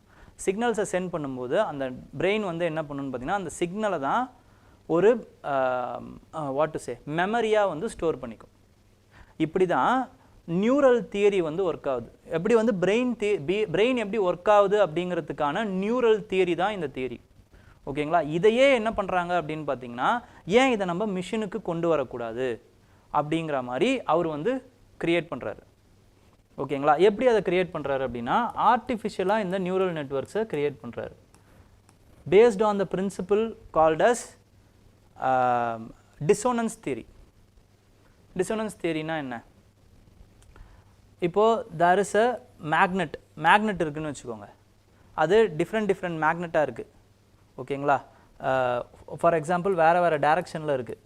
எப்பயுமே ஒரு மேக்னெட் வந்து இந்த மாதிரி இருக்காது, ஓகேங்களா. ஆர்டிஃபிஷியலாக இப்படி உருவாக்குறோம், ஓகேங்களா. ஒரு மேக்னெட் வந்து எப்படி இருக்கும்னா, எப்பயுமே அதோடைய அந்த நியூட்ரான்ஸ் இல்லைனா வந்து அதோடைய பார்ட்டிகல்ஸ் எல்லாமே ஒரே டைரக்ஷனை நோக்கி தான் இருக்கும், ஓகேங்களா. இப்போ ஒரு மேக்னெட்டோட இன்னொரு மேக்னெட்டை வைக்கும்போது என்ன ஆகும்னு பார்த்தீங்கன்னா, இது ரீஓரியன்ட் ஆகிக்கும், ஓகேங்களா. இந்த பிரின்சிபலை வச்சு தான் என்ன பண்ணுறாங்க அப்படின்னு பார்த்தீங்கன்னா, இந்த ஆர்டிஃபிஷியல் நியூரான் நெட்வொர்க்ஸையும் கிரியேட் பண்ணுறாங்க. எப்படின்னா, இப்போ வந்து ஆல்ரெடி வந்து ஒரு இமேஜை வந்து ஃபீட் பண்ணிடுறோம், ஓகேங்களா. இந்த இமேஜுக்கு ஏற்ற மாதிரி இன்னொரு இமேஜை கொடுக்கும்போது அதுவே அந்த இமேஜாக மாற்றி கொடுக்கும் நம்மளுக்கு, ஓகேங்களா. இந்த இமேஜ் தான் அப்படிங்கிறத நமக்கு சொல்லும், அவ்வளோதான். இதுதான், இதுக்கு ஆல்ரெடி இருந்த இமேஜ் தான், இந்த இமேஜ் தான் நீங்கள் காட்டுறீங்க. இப்போ நான் என்னோடய இமேஜை காட்டுறேன் அந்த ஆர்டிஃபிஷியல் நியூரல் நெட்வொர்க்கு, ஆல்ரெடி என்னோடய இமேஜை வந்து ஃபீட் பண்ணிவிட்டு இதுதான் நானா அப்படின்னு காட்டும்போது ஆமான்னு சொல்லும். இப்போ வேறு யாரோ இமேஜை காட்டும்போது இதுதான் நானா அப்படின்னு பார்க்கும்போது இல்லைன்னு சொல்லும். இதுதான் வந்து இவர் கிரியேட் பண்ணது, ஆப்ஃபீல்டு அந்த நெட்வொர்க்கை கிரியேட் பண்ணது. இப்படி தான் ஆப்ஃபீல்டு வந்து அவரோட நெட்வொர்க்கை கிரியேட் பண்ணுறாரு. அதுக்கு அவரோட பேரே வச்சுக்கிறாரு. இந்த பேரை இந்த மெத்தடாலஜியை யூஸ் பண்ணி என்ன பண்ணுறாருன்னு பார்த்தீங்கன்னா, போஸ்மன் மெக்கானிக்ஸ் அப்படிங்கிற ஒரு விஷயத்தை வந்து இவர் கிரியேட் பண்ணுறாரு. ஹில்டன் வந்து என்ன பண்ணுறாருன்னு பார்த்தீங்கன்னா, போஸ்மன் மிஷின் அப்படின்ற ஒரு மிஷினை கிரியேட் பண்ணுறாரு. இந்த மிஷினை யூஸ் பண்ணி இவர் என்ன பண்ணுறாருன்னா, இப்போ ஒரு நிறைய இமேஜஸை வந்து ஃபீட் பண்ணிக்கிட்டே இருக்கீங்க அப்படின்னா, அந்த மிஷின் வந்து இன்னொரு இமேஜை இதுக்கேற்ற மாதிரி இன்னொரு இமேஜை கிரியேட் பண்ணி கொடுக்குற மாதிரி இவர் வந்து கிரியேட் பண்ணுறாரு. ஸோ இதுதான் அடிப்படை. இப்போ இருக்கக்கூடிய அந்த ஆர்டிஃபிஷியல் இமேஜ் ஜென்ரேஷன்ஸுக்கு எல்லாத்துக்குமே இந்த பிரின்சிபிள்ஸ் தான் அடிப்படை. அப்போ நீங்கள் ரெண்டு விஷயத்தை ஞாபகம் வச்சுக்கணும். என்னென்னா, ஆப்ஃபீல்டு நெட்வொர்க், அதுதான் வந்து ஆர்டிஃபிஷியல் நியூரல் நெட்வொர்க். செகண்ட் வந்து மிஷின் லேர்னிங். இந்த machine learning is with respect to Boseman machine, ஓகேங்களா. இந்த ரெண்டு விஷயத்தை ஞாபகம் வச்சுக்கிட்டிங்கன்னா போதும். இதுக்காக தான் இந்த machine learning and artificial neural networks இதை கிரியேட் பண்ணதுக்காக தான் என்ன பண்ணுறாங்க அப்படின்னு பார்த்தீங்கன்னா, இவங்க ரெண்டு பேருக்கும் நோபல் பிரைஸ் கொடுத்துருக்காங்க, ஓகே. நெக்ஸ்ட் வந்து வித் ரெஸ்பெக்ட் டு கெமிஸ்ட்ரியை பொறுத்த வரைக்கும் பார்த்தீங்க அப்படின்னா 3 பேருக்கு நோபல் பிரைஸ் கொடுத்துருக்காங்க. இவங்களுக்குமே வித் ரெஸ்பெக்ட் டு அந்த ஆர்டிஃபிஷியல் இன்டெலிஜென்ஸ்க்காக தான் கொடுத்துருக்காங்க. யார் அப்படின்னா, டேவிட் பெக்கர், அதுக்கப்புறமா வந்து ஜான் ஜம்பர், அப்புறமா வந்து டென்னிஸ் அசாபிஸ், இவங்க 3 பேருக்குமே வந்து நோபல் பிரைஸ் கொடுத்துருக்காங்க. இப்போ ஆல்ரெடி நம்ம இதை பார்த்தோம். இதை பற்றி நம்ம வந்து எப்போ பார்த்தோன்னா, ஒரு 2 மாதத்துக்கு முன்னாடி இந்த ஆல்ஃபா ஃபோல்டு அப்படின்னு வந்து நான் உங்களுக்கு சொல்லி கொடுத்தேன், ஓகேங்களா. அந்த ஆல்ஃபா ஃபோல்டுக்காக தான், ஆல்ஃபா ஃபோல்டு 2க்காக தான் என்ன பண்ணுறாங்கன்னு பார்த்தீங்கன்னா இவங்களுக்கு நோபல் ப்ரைஸ். ஸோ உங்கள் எல்லாருக்குமே தெரியும் proteins are the building blocks of life. அப்போ அந்த ப்ரோட்டீன்ஸை வந்து எப்படி நம்ம மேக் பண்ணுறோம்? With the help of amino acids. ஓகேங்களா. அந்த அமினோ ஆசிட்ஸை 20 அமினோ ஆசிட் சேர்ந்தது தான் ஒரு ப்ரோட்டீனுங்க. அப்போது 20 அமினோ ஆசிட்ஸ் எப்படியெல்லாம் சேருது ஒரு ப்ரோட்டீனை க்ரியேட் பண்ண முடியும். வித்தியாசமாக சேர்க்கும்போது ஒரு ப்ரோட்டீனை க்ரியேட் பண்ண முடியும், உடம்பு க்ரியேட் பண்ணும். இந்த மாதிரி ஒவ்வொரு ப்ரோட்டீனுக்கும் ஒரு செயல்பாடு இருக்குது. அப்போ இவங்க என்ன பண்ணுறாங்க, இந்த பிரேக்கர் என்ன பண்ணுறாரு அப்படின்னு பார்த்தீங்கன்னா அவருடைய மிஷினை வச்சு, அவரோட டிசைன் வச்சு ஒரு புது ப்ரோட்டீனை வந்து டிசைன் பண்ணுறாரு actually. So this is a break through. 2003 இது ஒரு பிரேக் த்ரூ. ஸோ இதனால தான் என்ன ஆகுதுன்னு பார்த்தீங்கன்னா நிறைய நம்மளால் வந்து மெடிசன்ஸை வந்து ஈஸியாக வந்து க்ரியேட் பண்ண முடியுது. இந்த ப்ரோட்டீனுக்கு இந்த மெடிசன், இந்த ப்ரோட்டீனுக்கு இந்த மெடிசன், இப்படி நம்மளால் க்ரியேட் பண்ண முடியுது. இப்போ இவங்க என்ன பண்ணுறாங்க அப்படின்னு பார்த்தீங்கன்னா யூஸிங் ஆர்டிஃபிஷியல் இன்டெலிஜென்ஸ் அந்த புரோட்டீனுடைய அந்த ஸ்ட்ரக்சரை வந்து ப்ரிடிக்ட் பண்ணுறதுக்கான ஒரு ஆர்டிஃபிஷியல் இன்டெலிஜென்ஸை க்ரியேட் பண்ணுறாங்க. இதுதான் ஆல்ஃபா ஃபோல்டு 2. ஓகேங்களா. அப்போ இந்த மாதிரி ஸ்ட்ரக்சரை க்ரியேட் பண்ணதுனால என்ன ஆகுது அப்படின்னு பார்த்தீங்கன்னா இன்னும் அந்த அந்த ரிசர்ச் வித் ரெஸ்பெக்ட் டு மெடிசனாக இருக்கட்டும், அதுக்கப்புறமா வந்து அந்த அந்த ட்ரக்கை வந்து வச்சுருக்கிறதா இருக்கட்டும், ட்ரக்கை வந்து யூஸ் பண்ணுறதா இருக்கட்டும், இதெல்லாம் அந்த க்ரியேஷன் ஆஃப் ட்ரக்ஸ் இதெல்லாமே வந்து சீக்கிரமாக நடக்குது ஆல்ஃபா 2ஓட அந்த பொட்டென்ஷியாலிட்டி இதனால். ஸோ இதுக்காக தான் என்ன பண்ணுறாங்க அப்படின்னு பார்த்தீங்கன்னா இவங்களுக்கு கெமிஸ்ட்ரியில் ப்ரைஸ் கொடுக்குறாங்க. ஃபிசிக்ஸில் ப்ரைஸ் கொடுத்ததுக்கான இம்பார்ட்டண்ட்டான விஷயம் என்னன்னு பார்த்தீங்கன்னா அதுவும் இதே மாதிரி தான். ஓகேங்களா. கேன்சர் ட்ரக்ஸுக்கு வந்து நம்மளால் வந்து ஈஸியாக வந்து அந்த விஷயத்தை கண்டுபிடிக்க முடியுது. ஏன்னா வந்து இப்போது ஃபார் எக்ஸாம்பிள் இமேஜ் இருக்குங்க. ஓகேங்களா. ஒரு இமேஜ் இருக்குது. இந்த இமேஜ் இருந்தால் இது வந்து மூளையில் இப்படி ஒரு இமேஜ் இருந்தால் அது கேன்சர்னு அர்த்தம்னு நமக்கு தெரியுது. ஓகேங்களா. There is a distorted image. ஆனால் ஒரு டாக்டரால் அதை சீக்கிரமாக பார்க்க முடியாது. பட் ஒரு ஆர்டிஃபிஷியல் இன்டெலிஜென்ஸை ஸ்கேன் பண்ணும்போது அது ஈஸியாக வந்து இதுதான் அப்படிங்கிறத சொல்லிடும். செகண்ட் வந்து ஆஸ்ட்ரோஃபிசிக்ஸை வச்சுக்கோங்க. நிறைய ஸ்டார்ஸ், நிறைய பேட்டர்ன்ஸ் இருக்குது. ஓகேங்களா. இந்த பேட்டர்ன் இப்படி இருந்தால் ஆல்ரெடி வந்து இந்த மாதிரி வந்து நம்ம கண்டுபிடிச்சிருக்கோம். ஸோ நமக்கு வந்து இந்த பேட்டர்னால் நமக்கு இந்த இடத்துல வந்து ஒரு ஸ்டார் இருக்குது, இந்த இடத்துல ஒரு பிளானட் இருக்குது, இந்த இடத்துல ஒரு ஆஸ்ட்ராய்டு இருக்குது அப்படிங்கிறத ஈஸியாக இந்த இதுவால் கண்டுபிடிச்சிட முடியும். ஆர்டிஃபிஷியல் மிஷின் லேர்னிங்கால், ஏஐயால் கண்டுபிடிச்சிட முடியும். இந்த மாதிரி அதோடைய பாசிபிலிட்டிஸ், அதோடைய அந்த அப்ளிகேஷன்ஸ் அப்படிங்கிறது இந்த field of other science related ஃபீல்ட்ஸாக இருக்கட்டும், அப்புறம் வந்து வேறு ஃபீல்டாக இருக்கட்டும், it is enormous and it is also changing our life with respect to chat ஜிபிடியாக இருக்கட்டும், ஜெனரேட்டிவ் ஏஐயாக இருக்கட்டும். இந்த மாதிரி நிறைய விஷயங்கள் வந்து நம்மளோட லைஃப்பையும் அதை வந்து சேஞ்ச் பண்ணுது. பிகாஸ் ஆஃப் திஸ் அடிப்படையான process which is nothing but machine learning and artificial neural networks. Quantum டிசோனன்ஸ்னு சொல்லுவாங்க அது பேர். ஓகேங்களா. குவாண்டம் டிசோனன்ஸ் இதை வச்சு தான் ஒரு டயக்ராமையோ ஒரு விஷயத்தையோ அதால் வந்து சீக்கிரமாக வந்து கணிக்க முடியுது. அதே மாதிரி தான் இங்கேயும் ஆல்ஃபா ஃபோல்டு வச்சு ப்ரோட்டீன்ஸோடைய ஸ்ட்ரக்சர்ஸை நம்ம டிசைன் பண்ணுறோம். ஓகேங்களா. ரொம்ப டீட்டெயில்டாக இருக்கும். பட் இவ்வளோ வேணாம் உங்களுக்கு. என்னன்னு பார்த்தீங்கன்னா சரி புரிஞ்சுக்கிட்டீங்க அப்படின்னா நல்லது. அப்படி இல்லை அப்படின்னா ஃபிசிக்ஸுக்கு இவங்களுக்குலாம் நோபல் ப்ரைஸ். எதுக்காக? மிஷின் லேர்னிங்காக, அப்புறமா வந்து ஆர்டிஃபிஷியல் நியூரல் நெட்வொர்க்ஸுக்காக. ஆர்டிஃபிஷியல் நியூரல் நெட்வொர்க்ஸை யார் வந்து கிரியேட் பண்ணுறது? ஆஃப் ஃபீல்டு நெட்வொர்க்குன்னு அவர் கிரியேட் பண்ணுறாரு. ஓகேங்களா. மிஷின் லேர்னிங்கை கிரியேட் பண்ணுறது யாருன்னு பார்த்தீங்கன்னா அந்த மிஷின் லேர்னிங்கை கிரியேட் பண்ணுறது வந்து அவர் பேர் வந்து ஹிண்டன். ஓகேங்களா. ஹிண்டன் அவர் வந்து போட்ஸ்மேன் மிஷின் அப்படிங்கிறத வச்சு கிரியேட் பண்ணுறாரு. கெமிஸ்ட்ரிக்கு கொடுக்கறது எதுக்காக கொடுத்துருக்காங்க? ஃபார் த டிசைனர் ப்ரோட்டீன்ஸுக்காக கொடுத்துருக்காங்க. அதுக்கப்புறமா வந்து with respect to alpha fold 2 அது வந்து ஒரு artificial intelligence which will predict the design, அதாவது வந்து ஸ்ட்ரக்சர் ஆஃப் த ப்ரோட்டீன்ஸ். ஓகேங்களா. அவங்க 3 பேருடைய பேரை மட்டும் ஞாபகம் வச்சுக்கோங்க, இது போதும். ஓகேங்களா. அப்படி உங்களுக்கு ரொம்ப புரியல, ரொம்ப போட்டு குழப்பிக்கிறேன் அப்படின்னா இவ்வளோ பாருங்கள் போதும். ஓகேங்களா. புரிஞ்சவங்க ஓகே எடுத்துக்கோங்க. Can India escape middle income drop? Okay. Middle income drop அப்படின்னா என்ன? இப்போது ஓரளவுக்கு வளர்ந்தாச்சு. இப்போது ஏழை, மிடில் கிளாஸு, பணக்காரன், இப்படி தானே இந்த மாதிரி தானே ஒரு லைன் இருக்கணும், ஒரு லீனியரான லைன் இப்படி தானே இருக்கணும். ஆனால் நம்ம வாழ்க்கையிலையும் சரி, ஒரு கண்ட்ரியோட வாழ்க்கையிலையும் சரி, ஒரு கண்ட்ரியோட வளர்ச்சியிலையும் சரி, இந்த அளவுக்கு ஈஸியாக சீக்கிரமாக போயிடுறது இல்லை. ஏன்னா ஏழையாக இருக்காங்க, மிடில் கிளாஸாக ஆகுறாங்க, மிடில் கிளாஸாக ஆகிறவங்க எல்லாராலையுமே பணக்காரங்களாக ஆக முடியல, ஜென்ரலாக சொல்கிறேன். அப்போது மிடில் கிளாஸாகவே இருக்காங்க பார்த்தீங்களா, majority of the people are in the middle class level.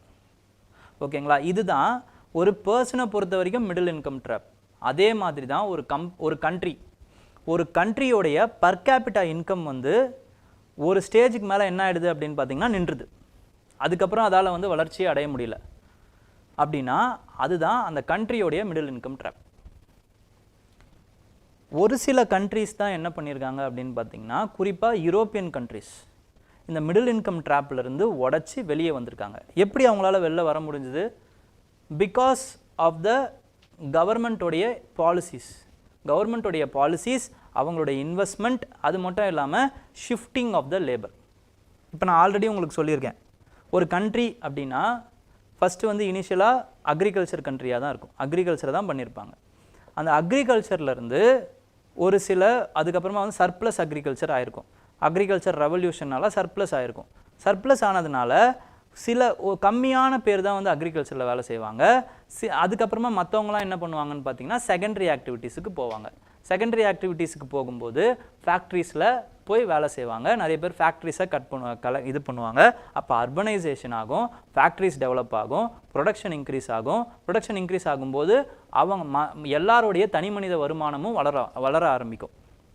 இதிலிருந்து கொஞ்சம் பேர் என்ன ஆவாங்க, அந்த ஃபேக்ட்ரிஸுக்கு சர்வீசஸ் தேவைன்னு இருக்கும். அப்போ அந்த சர்வீஸ் செக்டருக்கு மூவ் ஆக ஆரம்பிப்பாங்க. இப்படி அந்த லேபர் என்ன ஆகும்னு பார்த்தீங்கன்னா கொஞ்சம், அதாவது வந்து அக்ரிகல்ச்சர் ஃபீல்ட்லேருந்து சர்வீஸ் செக்டார் ஃபீல்டுக்கு மூவ் ஆக ஆரம்பிப்பாங்க. இப்படி சீராக மூவ் ஆகும்போது என்ன ஆகும்னு பார்த்தீங்கன்னா தனி மனித வருமானமும் இன்க்ரீஸ் ஆகிட்டே இருக்கும். இப்படி எல்லா கண்ட்ரிஸுமே வந்து ஒரு பர் கேபிட்டா இன்கம்மாக அவங்களால இன்க்ரீஸ் பண்ண முடியும். இது ஒரு 20th செஞ்சுரியோட முடிஞ்சு போச்சு. ஏன்னா இப்போ என்ன ஆகுது அப்படின்னு பார்த்தீங்கன்னா இந்த மாதிரி வந்து சீரான வளர்ச்சி எந்த கண்ட்ரீஸ்லையும் இல்லை. ஆனால் சில ஏஷியன் கண்ட்ரீஸ் அண்ட் சில லட்டின் American countries, for example Asian கண்ட்ரியில் சவுத் கொரியா, லட்டின் அமெரிக்கன் கண்ட்ரியில் சிலி, இதெல்லாம் என்ன ஆயிருக்கு அப்படின்னு பார்த்தீங்கன்னா இந்த மிடில் இன்கம் ட்ராப் வந்து இதை உடச்சிட்டு வர முடிஞ்சது. இதால் எதனால் வெளில வர முடிஞ்சது? Because of 3 I's. அது என்ன சார் 3I அப்படின்னா, it is with respect to investment, infusion and innovation. Investment வேணுங்க. ஆனால் இன்வெஸ்ட்மெண்ட் எப்படி இருக்கணும்? It should be guided by the state policies. South கொரியாவில் அப்படி தான் நடந்திருக்கு. their development was export oriented development. So அதன்படி தான் நீங்கள் வந்து இதன்படி தான் நீங்கள் வந்து உங்களோட எக்ஸ்போர்ட் பொட்டன்ஷியலை ஏற்றணும் அப்படின்னு பல பேருக்கு வந்து இன்ஸ்ட்ரக்ஷன் கொடுக்கப்பட்டிருக்கு. எக்ஸ்போர்ட் ஓரியன்ட் டெவலப்மெண்ட், ஓகேங்களா. கேபிட்டல் இன்ஃபியூஷன், அப்புறம் இனோவேஷன், அப்புறம் இன்ஃபியூஷன், அதுக்கப்புறமா வந்து வித் ரெஸ்பெக்ட் டு இன்வெஸ்ட்மெண்ட். அதே மாதிரி சிலிலையும் அதே மாதிரி என்ன பண்ணுறாங்கன்னா வந்து சால்மோன் மீனுன்னு ஒரு மீன் இருக்குது. இதை பேஸ் பண்ணி நிறைய இண்டஸ்ட்ரீஸ் டெவலப் பண்ணியிருக்காங்க. ஸோ இங்கேயும் அதே மாதிரி தான் வந்து என்ன இருக்குது அப்படின்னு பார்த்தீங்கன்னா கவர்மெண்ட் இன்டர்வென்ஷன். அப்போ இப்போது இதிலிருந்து நம்ம என்ன எடுத்துக்கலாம், இந்தியா என்ன எடுத்துக்கலாம் அப்படின்னு பார்த்தீங்கன்னா, it is with respect to government intervention கரெக்டாக இருக்கணும். It should favour the industrialist who are performing, not friendly to them. கவர்மெண்ட்டுக்கு ஃப்ரெண்ட்லியாக யார் இருக்காங்களோ அந்த இண்டஸ்ட்ரியலிஸ்ட்டுக்கு இது பண்ணக்கூடாது. But who and all performing, they have to favour them. Government has to favour them. இப்போ இருக்கக்கூடிய இண்டஸ்ட்ரியல் சூழ்நிலையில், இப்போ இருக்கக்கூடிய காலகட்டத்தில், ஜியோ பொலிட்டிக்கல் ப்ராப்ளம்ஸில் என்ன ஆகுது அப்படின்னு பார்த்தீங்கன்னா, மேனுஃபேக்சர் பவர் ஹவுஸாக மாறினா நம்மளால் மிடில் இன்கம் ட்ராப்லேருந்து வெளில வர முடியும் அப்படிங்கிற அந்த சூழ்நிலையும் கம்மியாகிட்டே இருக்குது. There is a term which is called as premature deindustrialization, which is happening in the countries overall. ப்ரீமெச்சூராக வந்து ஒரு இண்டஸ்ட்ரி வந்து அந்த குறைஞ்சிக்கிட்டே வருது. பிகாஸ் எக்ஸ்போர்ட் ஓரியன்டாகவும் நம்மளால் போக முடியல. ஏன்னா டெவலப்டு கண்ட்ரீஸ்லேயுமே வந்து என்ன ஆகுது அப்படின்னு பார்த்தீங்கன்னா, அந்த அளவுக்கு வந்து அந்த எடுத்துக்கக்கூடிய அந்த மேனுஃபேக்சரிங் பண்ணி எடுத்துக்கக்கூடிய கெப்பாசிட்டி அவங்களுக்குமே இல்லை. ஏன்னா அவங்கக்கிட்டேயும் வந்து அந்த இது குறைஞ்சிக்கிட்டே வருது. ஓகேங்களா? அந்த தேவை, அந்த கன்சியூம் பண்ணணும் அப்படிங்கிற அந்த தேவை இருக்குது பார்த்தீங்களா, அது குறையுது. அதுக்கப்புறமா வந்து இந்த சைடில் பார்த்தீங்க அப்படின்னா வந்து உக்ரைன் எல்லாத்துக்குமே அந்த வாரை சேர்க்கலாங்க. ஓகேங்களா? ஸோ இந்த சைடில் வந்து ஜியோபொலிட்டிக்கலி ப்ராப்ளம்ஸும் இங்கேயும் போய்கிட்டு இருக்கு. ஸோ டீஇண்டஸ்ட்ரியலைஸ் ஆக ஆரம்பிக்குது, ப்ரீமெச்சூர் டீஇண்டஸ்ட்ரியலைசேஷன் ஆக ஆரம்பிக்குது. அதுக்கப்புறம் பேண்டமிக்ஸ் மாதிரியான சூழ்நிலை இல்லை என்ன ஆகுது அப்படின்னு பார்த்தீங்கன்னா, நிறைய இண்டஸ்ட்ரியல் ஒர்க்கர்ஸ் வந்து மறுபடியும் அக்ரிகல்ச்சர் லேபரர்ஸாகவே ஆகிட்டான். ரொம்ப கஷ்டப்பட்டு அக்ரிகல்ச்சர்லேருந்து இவங்களை கொண்டு போய் இங்கே எடுத்துகிட்டு வந்தால் மறுபடியும் இங்கேருந்து இங்கே வந்துட்டாங்க நிறைய பேர். அதுக்கப்புறம் சர்வீஸ் செக்டார், சர்வீஸ் லெட் க்ரோத்னால வந்து அந்த பர் கேபிட்டா இன்கம்மை வளர்க்க முடியுமா அப்படிங்கிறது இன்னொரு ஒரு கேள்வியாக இருக்குது. மேனுஃபேக்சர்னால வளர்க்க முடியும், ஆனால் சர்வீஸ் செக்டரால் வளர்க்க முடியுமா? Because India is also facing jobless growth. Problem இங்கே அதுதான். க்ரோத் இருக்குது, ஜிடிபி வளர்ந்துருக்கு, ஆனால் ஜாப் அதுக்கேற்ற மாதிரி கிரியேட் ஆகலை. ஜாப் கிரியேட் ஆன ஜாபுமே என்ன ஆகுதுன்னு பார்த்தீங்கன்னா, அதோடைய அந்த ரியல் வேஜஸ் இருக்குது பார்த்தீங்களா, அது அதிகமாகலை. இன்ஃப்ளேஷனோட ஈக்குவேட் பண்ணும்போது போன 5 வருஷத்துக்கு முன்னாடி என்ன வேஜ் வாங்கியிருந்தாங்களோ அதே வேஜ் தான் இப்பயும் வாங்குற மாதிரி இருக்குது. பிகாஸ் இன்ஃப்ளேஷன் 5%னா வேஜ் இன்க்ரீஸும் 5%, அப்போ இட் ஹஸ் கேன்சல்டு. ஏன்னா ஒரு எக்கனாமியை, ஒரு மேனுஃபேக்சரிங் எக்கனாமியை கன்சம்ஷன் ஓரியன்டாக உங்களால் கொண்டு வராத வரைக்கும் உங்களால் இந்த மிடில் இன்கம் க்ரோத்லேருந்து வெளியே வர முடியாது, வெளியே எடுத்துகிட்டு வர வைக்க முடியாது அப்படிங்கிறாங்க. வெறும் மேனுஃபேக்சர் மட்டும் பண்ணிட்டா போதுமா? மேனுஃபேக்சர் பண்ண ப்ராடக்டை கன்சியூமரால் கன்சியூம் பண்ண முடியணும். அதுக்கு அவங்களுக்கு என்ன இருக்கணும்? கையில் காசு இருக்கணும். கையில் காசே இல்லாமல் இருந்ததுன்னா அவங்களால எப்படி கன்சியூம் பண்ண முடியும்? எப்படி நம்மளால் வளர முடியும்? அதாவது கன்சியூம் பண்ணாதான் அதுக்கேற்ற வேலைவாய்ப்பு இருக்கும். வேலைவாய்ப்பு இருந்தால் தான் இன்னும் அதிகமான கன்சம்ஷன் இருக்கும். அப்போ இப்படி தான் உங்களால் வந்து அந்த ரொட்டேஷன் ஆஃப் மணி கொண்டு வரும் பொழுது நீங்கள் மேலே போவீங்க. ஓகேங்களா? இல்லைனா உங்களால் எதுவும் பண்ண முடியாது. ஓகே, அப்போ இந்த மிடில் இன்கம் ட்ராப்பை நம்ம எப்படி சரி பண்ணுறது? அப்போ அதுக்கு என்ன பண்ணணும்? இனோவேஷன் பண்ணணும், இன்வெஸ்ட்மெண்ட் பண்ணணும், எக்ஸ்போர்ட் ஓரியன்ட் க்ரோத் பண்ணணும், கவர்மெண்ட்டோட இன்டர்வென்ஷன் இருக்கணும். கவர்மெண்ட்டோட intervention with respect to democratic ஏத்தோஸோட சேர்த்து இருக்கணும் அப்படிங்கிறத சொல்கிறாங்க. ஓகேங்களா?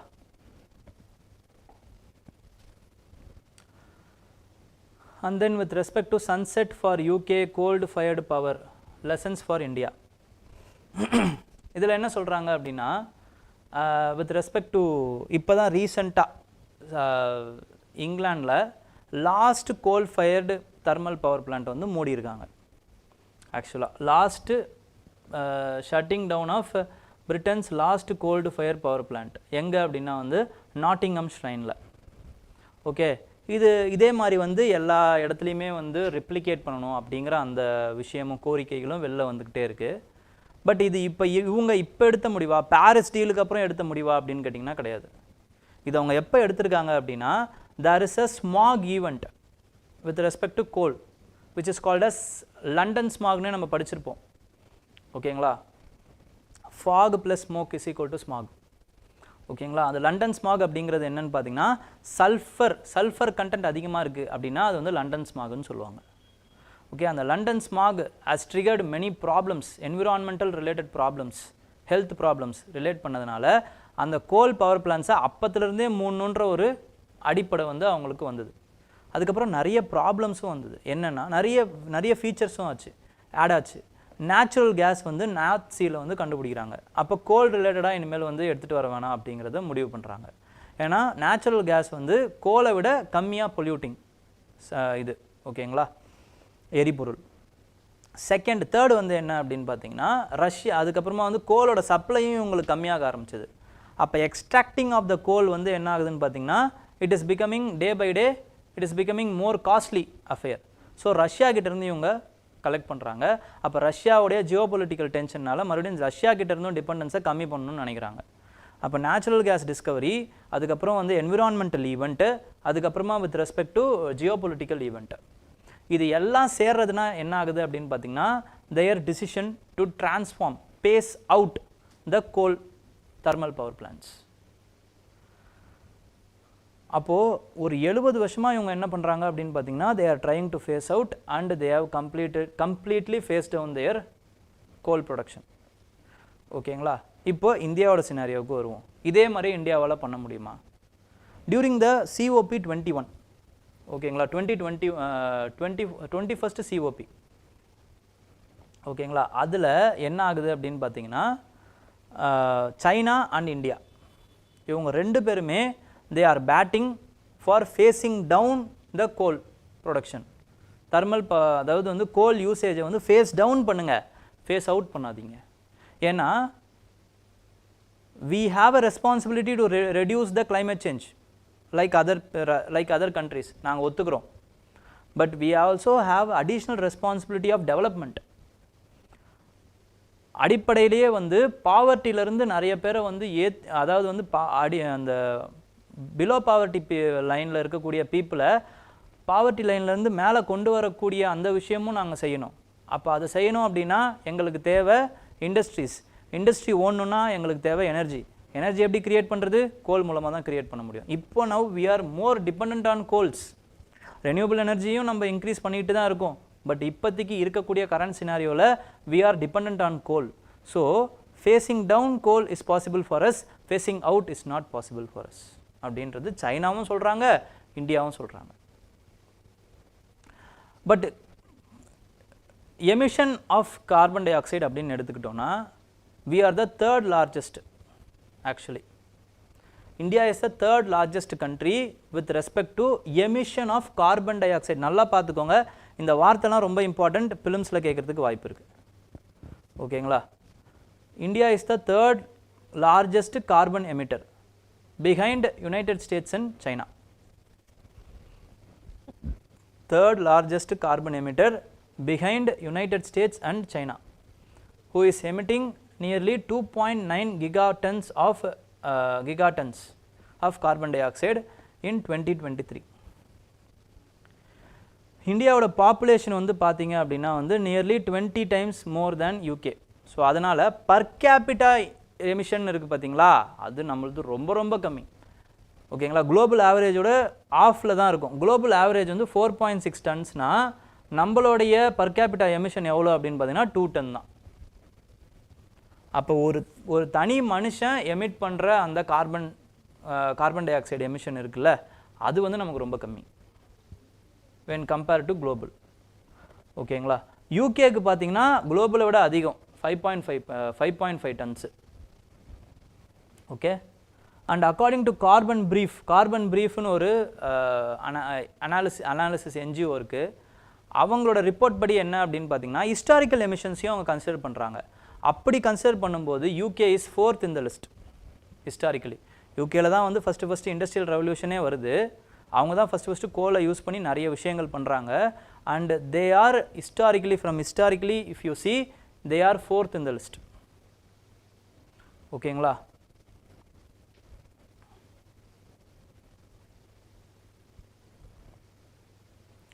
அதுக்கப்புறம் வித் ரெஸ்பெக்ட் டு இந்தியாவை பொறுத்த வரைக்கும் பார்த்தீங்கன்னா இந்தியாவுடைய ஃபஸ்ட்டு கோல் பவர்டு தெர்மல் பவர் பிளான்ட் எங்கே கன்ஸ்ட்ரக்ட் பண்ணப்படுது அப்படின்னா உசைன் சாகர் தெர்மல் பவர் ஸ்டேஷனில் கன்ஸ்ட்ரக்ட் பண்ணப்படுது. உசைன் சாகர் இது வந்து ஹைதராபாத் நிசாம் வந்து கன்ஸ்ட்ரக்ட் பண்ணுறாரு. அப்போ 1920s தான் ஃபஸ்ட்டு இந்தியாவில் தெர்மல் பவர் பிளான்ட் கன்ஸ்ட்ரக்ட் பண்ணுறாங்க.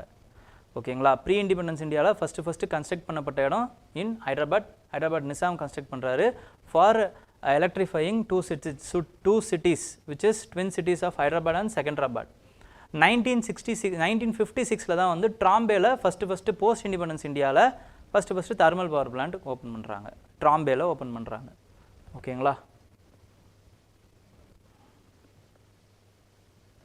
இப்போது கோல் வந்து பார்த்தீங்க அப்படின்னா வந்து கிட்டத்தட்ட வந்து accounted for 218 gigawatts installed capacity.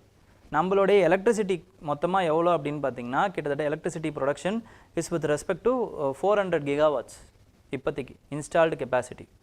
அதில் கிட்டத்தட்ட வந்து 60 to 70% இப்போ it is depend on goal production. 218 gigawatts வந்து 18 gigawatts வந்து கிட்டத்தட்ட வந்து நம்ம கோலில் வந்து யூஸ் பண்ணிகிட்ருக்கோம். அதுக்கப்புறமா வந்து ரெனியூபிள் எனர்ஜிஸ் இருக்குது. ஓகேங்களா? மற்ற எனர்ஜிஸ் இருக்குது. ஸோ இந்த மாதிரி வந்து நிறைய எனர்ஜிஸ் மூலமாக நம்ம க்ரியேட் பண்ணுறோம். அப்போ we are dependent on coal more than 50%. Next வந்து என்ன அப்படின்னு பார்த்தீங்கன்னா நிறைய பேருக்கு இது வேலை வாய்ப்பும் கொடுத்துட்ருக்கு. மைனிங்லேயும் சரி, அதுக்கப்புறமா வந்து தர்மல் பவர் பிளான்ட்லேயும் சரி, கிட்டத்தட்ட வந்து ஒரு மில்லியன் இன்னும் ஏறதானே போகுது. அப்போ இன்னும் ஒரு 10 வருஷத்தில் இது 1 மில்லியனாக இருக்க போகுது அப்படின்றாங்க. அப்போ 10 லட்சம் பேருக்கு இது கிட்டத்தட்ட வேலை வாய்ப்பு கொடுத்துட்ருக்கு. அப்போ இந்த 10 லட்சம் குடும்பம் இருக்குது பார்த்தீங்களா, இவங்களை நம்ம ஃபேஸ் அவுட் பண்ணணும். இப்போ அடுத்து இப்போ வெறும் தர்மல் பவர் பிளான்ட்டை மூடுறது அப்படிங்கிறது வெறும் அந்த தர்மல் பவர் பிளான்ட்டை மட்டும் மூடுறது கிடையாது. இந்த குடும்பங்களுடைய அந்த வாழ்வாதாரத்தையும் நம்ம வந்து என்ன பண்ணணும், we have to ensure. This principle is called as just transition. அப்போ இதில் இருந்து தான் யூகே என்ன பண்ணியிருக்கு, அதிலிருந்து நம்ம பாடம் கற்றுக்கணும் அப்படிங்கிறாங்க. அப்போ அவங்க என்னென்னலாம் பண்ணியிருக்காங்க, ஃபர்ஸ்ட் ஆஃப் ஆல்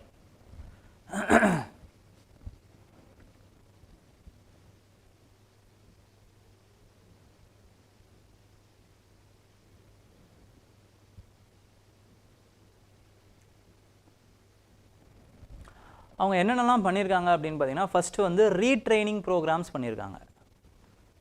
ஓகே, இப்போ இன்ஜினியரிங் படிச்சிருக்காரு ஒருத்தர் அப்படின்னா அதுக்கேற்ற மாதிரி வேற ஒரு இடத்துல அவருக்கு பக்கத்தில் இருக்கக்கூடிய வேற ஒரு விஷயத்தில் ட்ரைனிங் கொடுக்குறது, அதன் மூலமாக அவரை வந்து வேலைக்கு அனுப்புறது.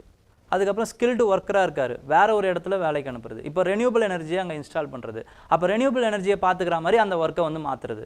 அப்போ கொஞ்சம் வயசானவங்களாக இருக்காங்க அப்படின்னா ஃபோர்ஸ்ஃபுல் ரிட்டையர்மெண்ட் வந்து கொடுக்குறது. So mixture of both training and forceful retirement. அதுக்கப்புறமா வந்து அந்த இடத்துல இப்போ வந்து என்ன பண்ணலாம் அப்படின்னு பார்த்தீங்கன்னா பயோமாஸ் கேஸ் ப்ரொடக்ஷனை வந்து இன்ஸ்டால் பண்ணுறது. தெர்மல் பவர் பிளான்ட்டுக்கு பதில் பயோமாஸ் கேஸ் ப்ரொடக்ஷன், லைக் இந்த ஏரியா கால்ட் அஸ் ட்ராக்ஸ் அப்படிங்கிற ஏரியாவில் அப்படி தான் பண்ணியிருக்காங்க. ஓகேங்களா. அதுக்கப்புறமா என்ன பண்ணலான்னா வந்து with respect to repurpose the grid infrastructure, வேறு மாதிரி ரீபர்பஸ் பண்ணுறது.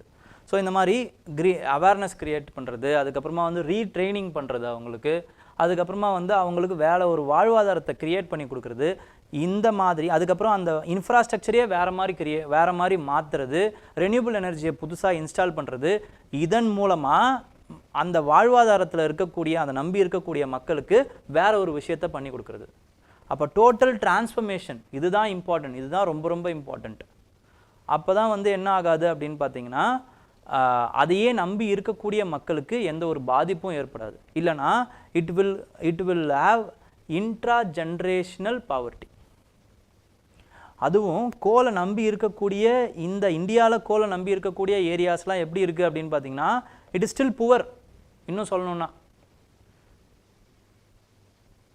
ஓகேங்களா. அப்போது அவங்களுக்கு இன்னும் அடுத்த ஒரு வாழ்வாதாரத்தை க்ரியேட் பண்ணி கொடுக்கறது ரொம்ப ரொம்ப important.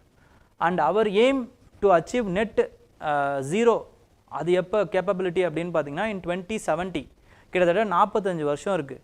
So what we have to do is we have to have a clear road map of phasing out of the coal power plants. இப்போத்துலேருந்தே அந்த ஃபேஸிங் அவுட் எப்படி பண்ணணும் அப்படிங்கிற ஒரு கிளியர் ரோட் மேப் இங்கேருந்து ஒரு 10 வருஷத்தில் இந்த மாதிரி பண்ண போகிறோம். We are going to peak அந்த பீக் எப்போ அச்சீவ் பண்ண போகிறோம் அப்படின்னா 2030 2035 அச்சீவ் பண்ணிடுவோம். அப்போ அதிலிருந்து கம்மியாகிட்டே தான் வரப்போகுது. அப்போ கொஞ்சம் கொஞ்சமாக எப்படி நம்மளுடைய இப்போ இருக்கக்கூடிய பழைய பவர் பிளான்ட்டை எப்படி மூடுறது, அந்த மூட்னா அங்கே இருக்கக்கூடிய வேலையில் செஞ்சவங்களுக்கு நம்ம என்னென்னலாம் அடுத்த வாழ்வாதாரத்தை க்ரியேட் பண்ணி கொடுக்குறது, இப்படி நம்ம வி ஹாவ் டு திங்க் அப்படிங்கிறத சொல்கிறாங்க. ஓகேங்களா. Next is with respect to new sediments. So new sediments வந்து என்னென்னா ஸ்டீல் வந்து கிரியேட் பண்ணுறதுனால there is a raw material which is created which is called as slag. So அது வந்து என்ன ஆகுது அப்படின்னு பார்த்தீங்கன்னா அது நேச்சுரல் ப்ராசஸ் ஆஃப் லித்திஃபிகேஷனோட, அதாவது வந்து ராக் ஃபார்மிங் ப்ராசஸோட ஒன்று சேர்ந்து என்ன ஆகுதுன்னா அது ஒரு புது ராக் மாதிரி கிரியேட் ஆகுதான். And it has more potential for carbon sequestration. So அதோடைய ஃபார்மேஷன் எப்படி இருக்குது அப்படிங்கிறத வந்து சயின்டிஸ்ட்லாம் வந்து ஆராய்ச்சி பண்ணிகிட்டு இருக்காங்க. அப்படி ஆராய்ச்சி பண்ணி அதில் எப்படி வந்து நம்மளோட கார்பன் கேப்சரிங் கெப்பாசிட்டியை எப்படி ஏற்றலாம் அப்படிங்கிறத பார்க்குறாங்க. அப்படி பார்க்கும்போது என்ன பண்ணலான்னா 3 விஷயம் பண்ணலாம் அப்படின்னு சொல்கிறாங்க. அந்த ஸ்லாக்லேருந்து நிறைய பொருட்கள் மினரல்ஸ் இதுவாகிருக்கு, ஓகேங்களா, பைண்ட் ஆகிருக்கு. அந்த மினரல்ஸ்லாம் ஃபஸ்ட்டு நம்மளால் ரீசைக்கிள் பண்ண முடியும். செகண்ட் வந்து என்ன பண்ணலான்னு பார்த்தீங்கன்னா it can be used for the coastal எரோஷனை வந்து கம்மி பண்ணுறதுக்கு யூஸ் பண்ண முடியும். So both objectives of coastal எரோஷனையும் management and then waste management, இது ரெண்டுத்தையுமே ஒன்றா சேர்த்து நம்மளால் வந்து செய்ய முடியும். தேர்ட் என்ன பண்ண முடியும் அப்படின்னு பார்த்தீங்கன்னா it is with respect to increasing the potential of the carbon capturing. So இதை நம்மளால் பண்ண முடியும். ஸோ எப்படி பண்ணுறது அப்படிங்கிறத பார்த்துட்டு இருக்காங்க, அவ்வளோதான், வேறு ஒன்றும் கிடையாது இந்த news. Next is with respect to CCPA slab show cause notice on Ola Electrics. CCPA அப்படிங்கிறது central consumer protection authority. Central consumer protection authority என்ன பண்ணுறாங்க அப்படின்னா ஓலா ஸ்கூட்டர்ஸ் இருக்குது பார்த்தீங்களா, இப்போ ரீசெண்டாக வந்து நிறைய ஸ்கூட்டர்ஸ் வந்து திடீர்னு வந்து புகை பிடிச்சி எரிஞ்சு அதுக்கப்புறம் குவாலிட்டி இஷ்யூஸு இந்த மாதிரி வந்து நிறைய விஷயங்கள் வந்துருச்சு. அது மட்டும் இல்லாமல் தகுந்த அந்த ஒரு சர்வீசஸும் பண்ணல, குவாலிட்டியும் சரியில்லை, சர்வீசஸும் பண்ணல அப்படின்ட்டு வந்து சென்ட்ரல் கன்சியூமர் ப்ரொடெக்ஷன் அத்தாரிட்டிக்கு நிறைய கம்ப்ளைண்ட் ஓலா ஸ்கூட்டர்ஸ் சார்பாக, ஓலா ஸ்கூட்டர்ஸை கன்சியூம் பண்ணவங்களுடைய கன்சியூமர் சார்பாக வந்துருச்சு. So what they have done is there is a provision, ஓகேங்களா, in consumer protection act, consumer protection act. இந்த ஆக்ட் படி there is a provision in section 18, அதுக்கப்புறம் செக்ஷன் 20, அப்புறம் செக்ஷன் 21, இந்த மாதிரி 3 செக்ஷன் இருக்குங்க.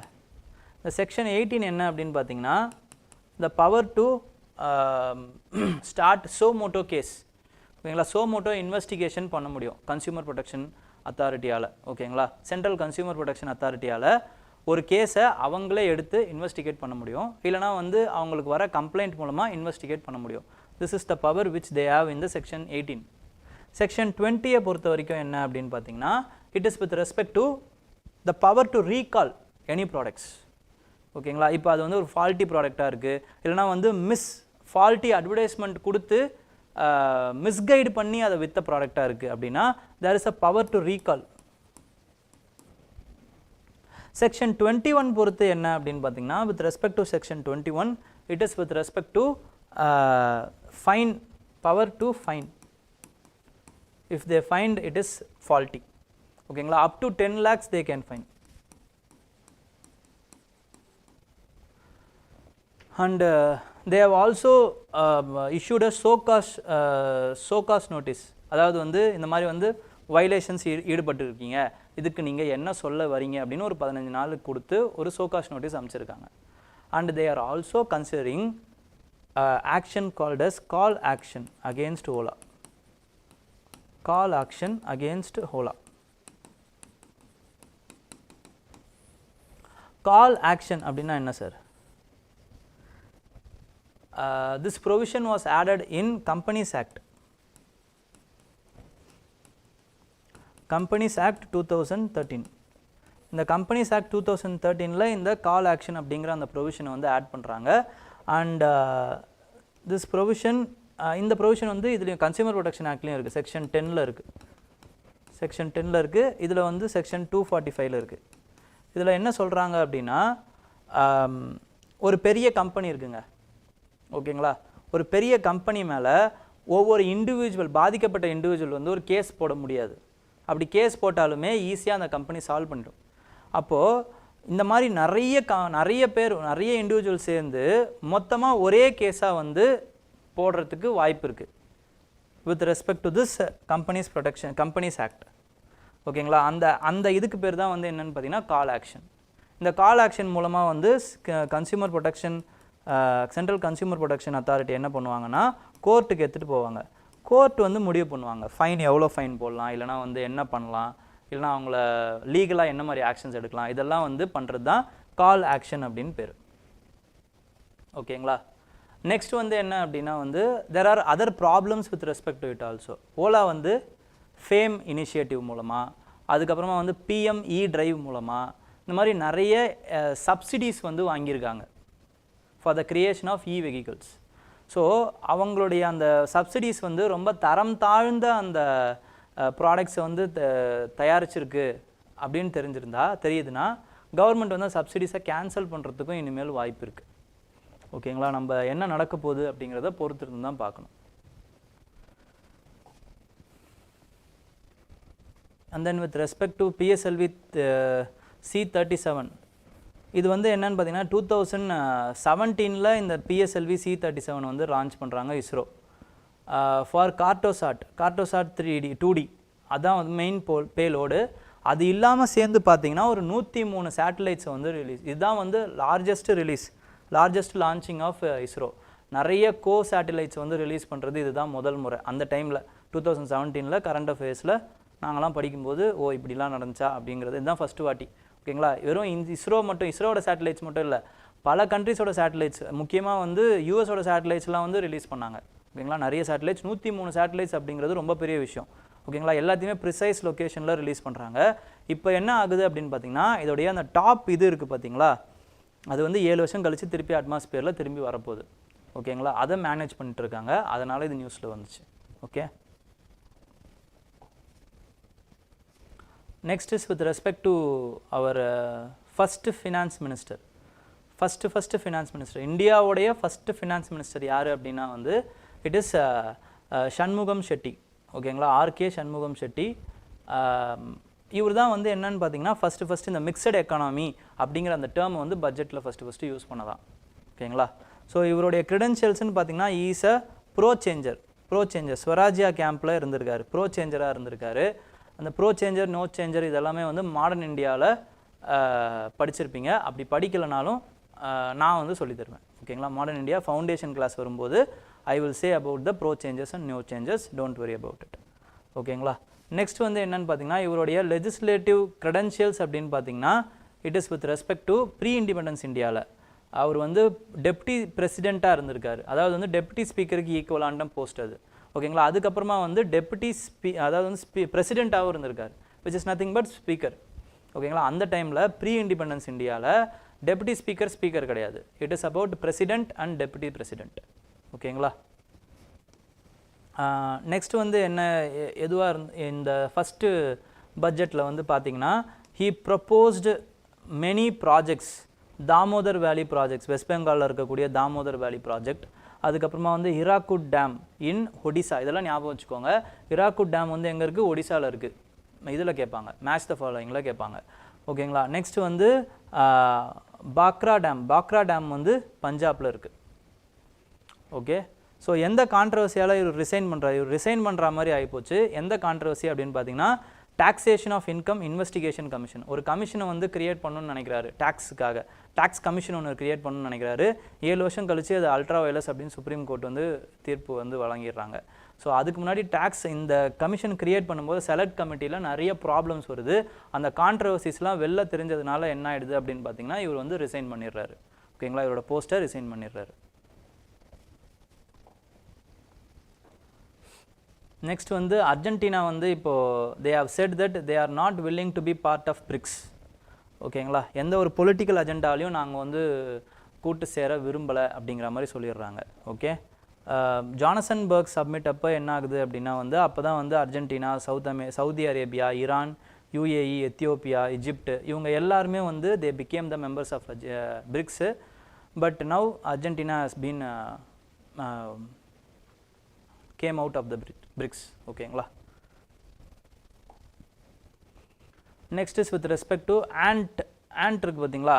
இப்போ மேலேருந்து ஒரு ஆண்ட்டை வந்து நம்ம கீழே போடுறோம். ஒரு ஆண்ட்டை மேலேருந்து கீழே போடும்போது அதுக்கு எந்த ஒரு அடியும் படாது. ஓகேங்களா? ஏன் பட மாட்டேங்குது அப்படின்னா அதோடைய அந்த பாடி சர்ஃபேஸ் இது இருக்குது பார்த்தீங்களா, அது வந்து ரொம்ப கம்மி. ஸோ மேலேருந்து கீழே வரும்போது அந்த கிராவிட்டினால் வந்து அது ரொம்ப ஃபஸ்ட்டு வந்து ஈர்க்க மாட்டேங்குது, ஏன்னா பாடி வெயிட்டே இல்லை. செகண்ட் வந்து there is a upward air resistance. ஓகேங்களா? இந்த கிராவிட்டியும் ஏர் ரெசிஸ்டன்ஸும் வந்து பார்த்திங்கன்னா ஆண்ட் கீழே விழும்போது இட் இஸ் ஆல்மோஸ்ட் ஈக்குவல் ஆகிடுது. அப்படிங்கிறதுனால அழகாக அது கீழே லேண்ட் ஆகுது, எந்த ஒரு ப்ராப்ளமும் இல்லாமல் லேண்ட் ஆகுது அப்படிங்கிறத சொல்கிறாங்க. ஓகேங்களா? பட் குரூப் ஆஃப் ஆண்ட்ஸ் வந்து கீழே விழுது அப்படின்னும் போது it is bound to injure. ஏன்னா வந்து நிறைய அந்த ஆண்ட் குரூப்பாக வந்து விழும் பொழுது it has more body mass. ஓகேங்களா? அப்போது கிராவிட்டினால் அது சீக்கிரமாக இழுத்து அது விழுந்து கீழே அடிபடுறதுக்கு வாய்ப்பு இருக்குது அப்படிங்கிறத சொல்கிறாங்க. Okay, next is with respect to trachoma. India has successfully eliminated the trachoma. ஓகேங்களா? India has successfully eliminated the trachoma, a bacterial infection that affects the eyes and public health problem. இதுதான் இந்தியா தான் வந்து third south Asian country to eliminate the trachoma. First மற்ற ரெண்டும் யார் அப்படின்னா Pakistan and Nepal. Okay, and then there is heat stroke. ஓகேங்களா, இப்போ ரீசெண்டாக unfortunately there is a incident where many deaths caused because of heat strokes. இது ஏன் நடக்குது, ஹீட் ஸ்ட்ரோக் வந்து ஏன் நடக்குது அப்படிங்கிறத நம்ம தெரிஞ்சுக்கணும். ஹீட் ஸ்ட்ரோக் வந்து பார்த்தீங்க அப்படின்னா it is because of two factors. Heat வந்து வெளியேறாமல் போகிறதுக்கு ரெண்டு ஃபேக்டர் இருக்குங்க. Body should maintain the ability of the body to maintain its own temperature is called as homeostasis. ஓகேங்களா, பாடி எப்பயுமே அதுக்குன்னு ஒரு டெம்பரேச்சரை மெயின்டைன் பண்ணிட்டே இருக்கும் கான்ஸ்டண்ட்டாக. அப்போ அந்த கான்ஸ்டண்ட்டாக மெயின்டைன் பண்ணுறதுலேருந்து பாடியோடைய டெம்பரேச்சர் அதிகமாகுதுன்னு வச்சுக்கோங்க. அப்போ என்ன ஆகும்னு பார்த்தீங்கன்னா இந்த ஹீட் ஸ்ட்ரோக்லேருந்து ஹேமரேஜ்லேருந்து எல்லாமே ஆகும். இது ஏன் நடக்குது, பாடியால் அதோடைய ஹீட்டை வெளியே அனுப்ப முடியலை. ஏன் முடியல, ரெண்டு ஃபேக்டர் சொல்கிறாங்க. ஃபஸ்ட்டு ஃபேக்டர் என்ன அப்படின்னா வந்து because of the environmental factors. High humidity இருக்குது, ஹை டெம்பரேச்சர் இருக்குது அப்படின்னும்போது டெம்பரேச்சர் ஹை பாடி ஃபேக்டரை இழுத்துக்க முடியல. அப்போ பாடியிலேயே இருக்கக்கூடிய டெம்பரேச்சர் அப்படியே இருக்குது, ப்ராப்ளம். செகண்ட் என்ன அப்படின்னு பார்த்தீங்கன்னா நீங்கள் போட்டுக்கக்கூடிய ட்ரெஸ், இதனால் பாடியில் இருக்கக்கூடிய அந்த ஹீட்டை வந்து பாடியால் வெளில எடுத்துகிட்டு போக முடியல. ரெண்டு ஃபேக்டர். சரி, இதனால் என்ன ஆகும், பாடியோட டெம்பரேச்சர் இன்க்ரீஸ் ஆகும்போது என்ன ஆகுதுன்னா சோடியம் கண்டென்ட் வந்து இன்க்ரீஸ் ஆகுமா. சோடியம் கண்டென்ட் வந்து இன்க்ரீஸ் ஆகும்போது என்ன ஆகுதுன்னு பார்த்தீங்கன்னா பிளட் பிகம்ஸ் திக்கர். இப்போ பிளட் பிகம்ஸ் திக்கர்னா ஈஸியாக பிளட் வந்து ஃப்ளோ ஆகாது, ஆக்சிஜன் நமக்கு கிடைக்காது. செகண்ட் வந்து என்னன்னு பார்த்தீங்கன்னா there will be a problem with respect to brain hemorrhage. பிரெயினில் விரிசல் விட ஆரம்பிக்கும். அப்போது there can be a possibility of stroke. அதான் ஹீட் ஸ்ட்ரோக் அப்படின்னு சொல்லுவாங்க. ஓகேங்களா, இதுக்கு யார் யாரெல்லாம் வல்னரபிள் அப்படின்னு பார்த்தீங்கன்னா vulnerable sections like holder people. ஏன்னா அவங்களோட ஸ்கின் வந்து ரொம்ப டெண்டர் ஆகிட்ருக்கும். ஓகேங்களா, ரொம்ப சாஃப்ட் ஆகிட்ருக்கும். அதனால் ஈஸியாக வந்து அவங்க வந்து வல்னரபிள் ஆகிடுவாங்க. அதனால தான் நிறைய ஹீட் ஸ்ட்ரோக்கில் வந்து இறக்குறவங்க யாராக இருப்பாங்கன்னு பார்த்தீங்கன்னா வயசானவங்களாக இருப்பாங்க. செகண்ட் வந்து யாருன்னு பார்த்தீங்கன்னா ஆல்ரெடி வந்து ரொம்ப ஜுரத்தில் இருக்கிறவங்க, ஆல்ரெடி அவங்களோட டெம்பரேச்சர் அதிகமாக இருக்கும். அப்போ அவங்க வெளில போகும்போது இன்னும் அவங்களோட ஹீட் ஸ்ட்ரோக் வர்றதுக்கு பாசிபிலிட்டி அதிகம் அவங்களுக்கு. ஓகேங்களா,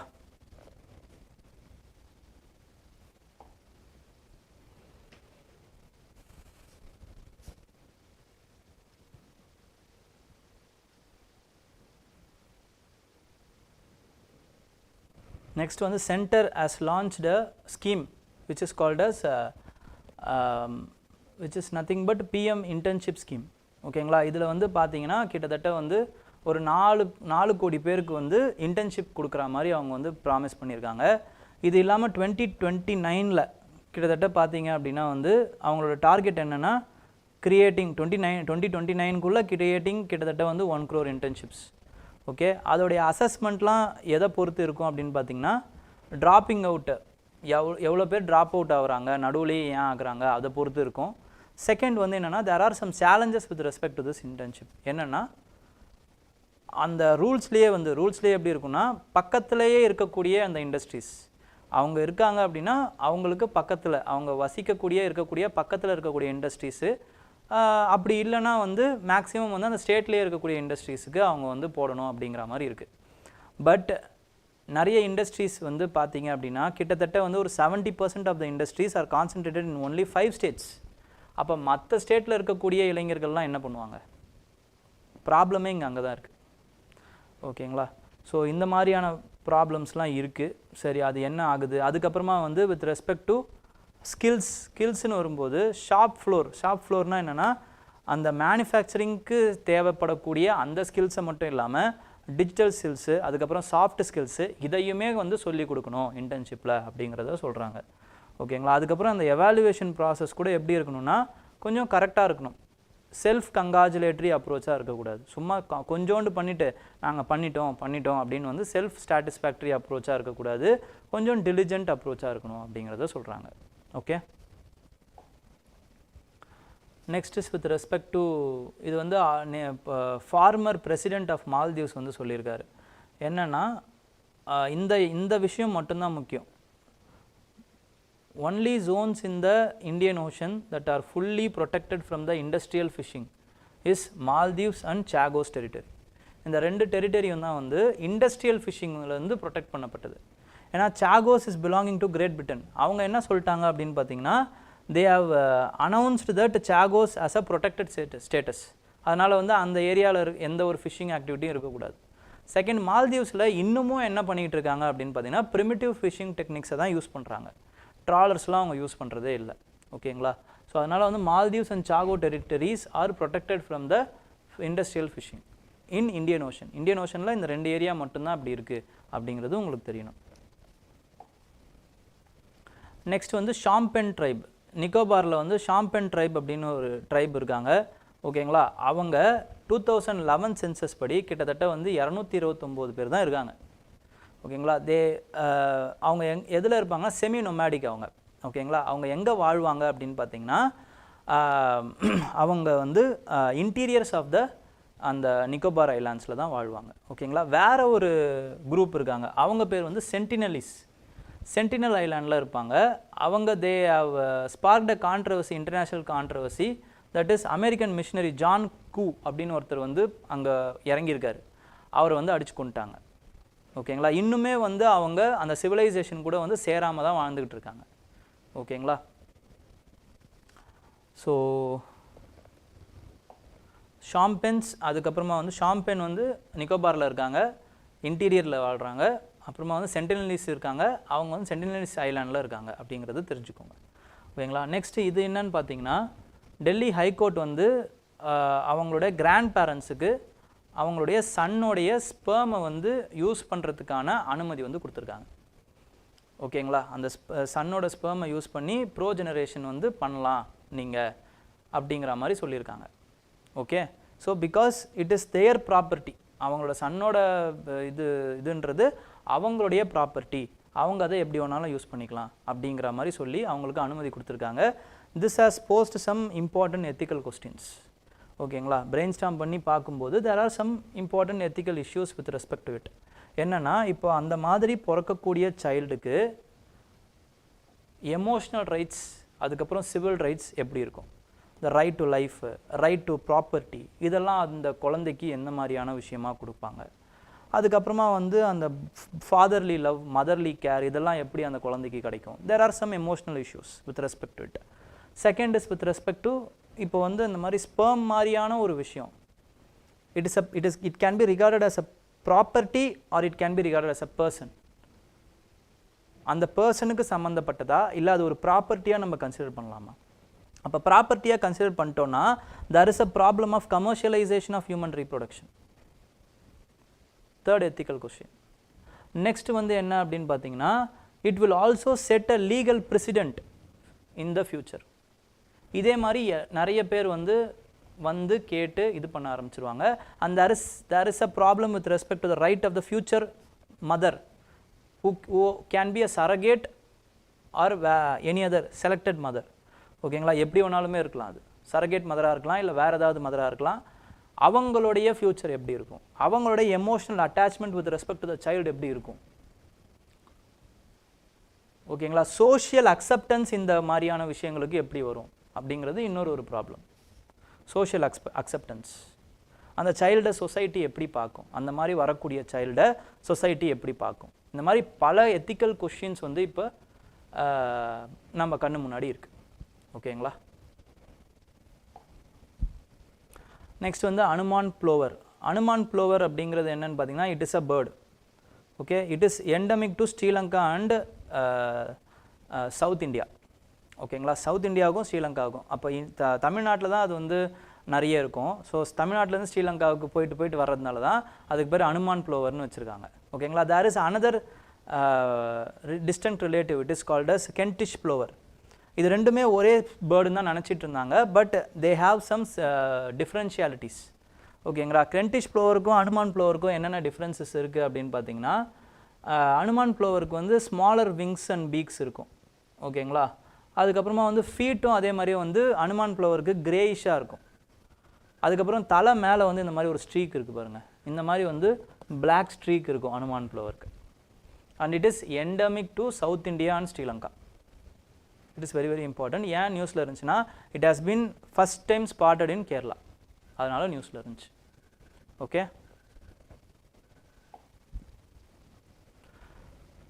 நெக்ஸ்ட் வந்து researchers have found that the mechanism behind the plant response to warming. நம்மளோட லீவ்ஸில் வந்து பார்த்தீங்க அப்படின்னா there is a microscopic pores. இந்த pores வந்து என்னன்னு பார்த்தீங்கன்னா it is called as stomata. இது ஓப்பனிங் அண்ட் க்ளோசிங் இதை பொறுத்து தான் என்ன ஆகுது அப்படின்னு பார்த்தீங்கன்னா it is controlling the transpiration process. அதுக்கப்புறம் it is also controlling the carbon dioxide intake and outtake. அப்போ அதிகமாக கார்பன் டை ஆக்சைடு உள்ளே நீங்கள் இழுக்கும்போது என்ன ஆகுது அப்படின்னா வந்து ஃபோட்டோசிந்தசிஸ் நிறைய நடக்கும். அண்ட் இதுக்கு பேர் என்ன சொல்லுவாங்க அப்படின்னு பார்த்தீங்கன்னா கார்பன் ஃபெர்டிலைசேஷன் அப்படின்ற அந்த கான்செப்டில் சொல்லுவாங்க. ரொம்ப ஆனால் கார்பன் டை ஆக்சைடு உள்ளே போகுது அப்படின்னும் போது இந்த மெக்கானிசம் ஷட் டவுன் ஆகிடுமா, அதுக்கு மேலே ஃபர்தர் கார்பன் டை ஆக்சைடு வந்து உள்ளே போகாதான். அப்போ அதிகமாக குளோபல் வார்மிங் ஏற்படும் போது ஃபோட்டோசிந்தசிஸ் பாதிக்கப்படும் அப்படின்னு வந்து சொல்கிறாங்க.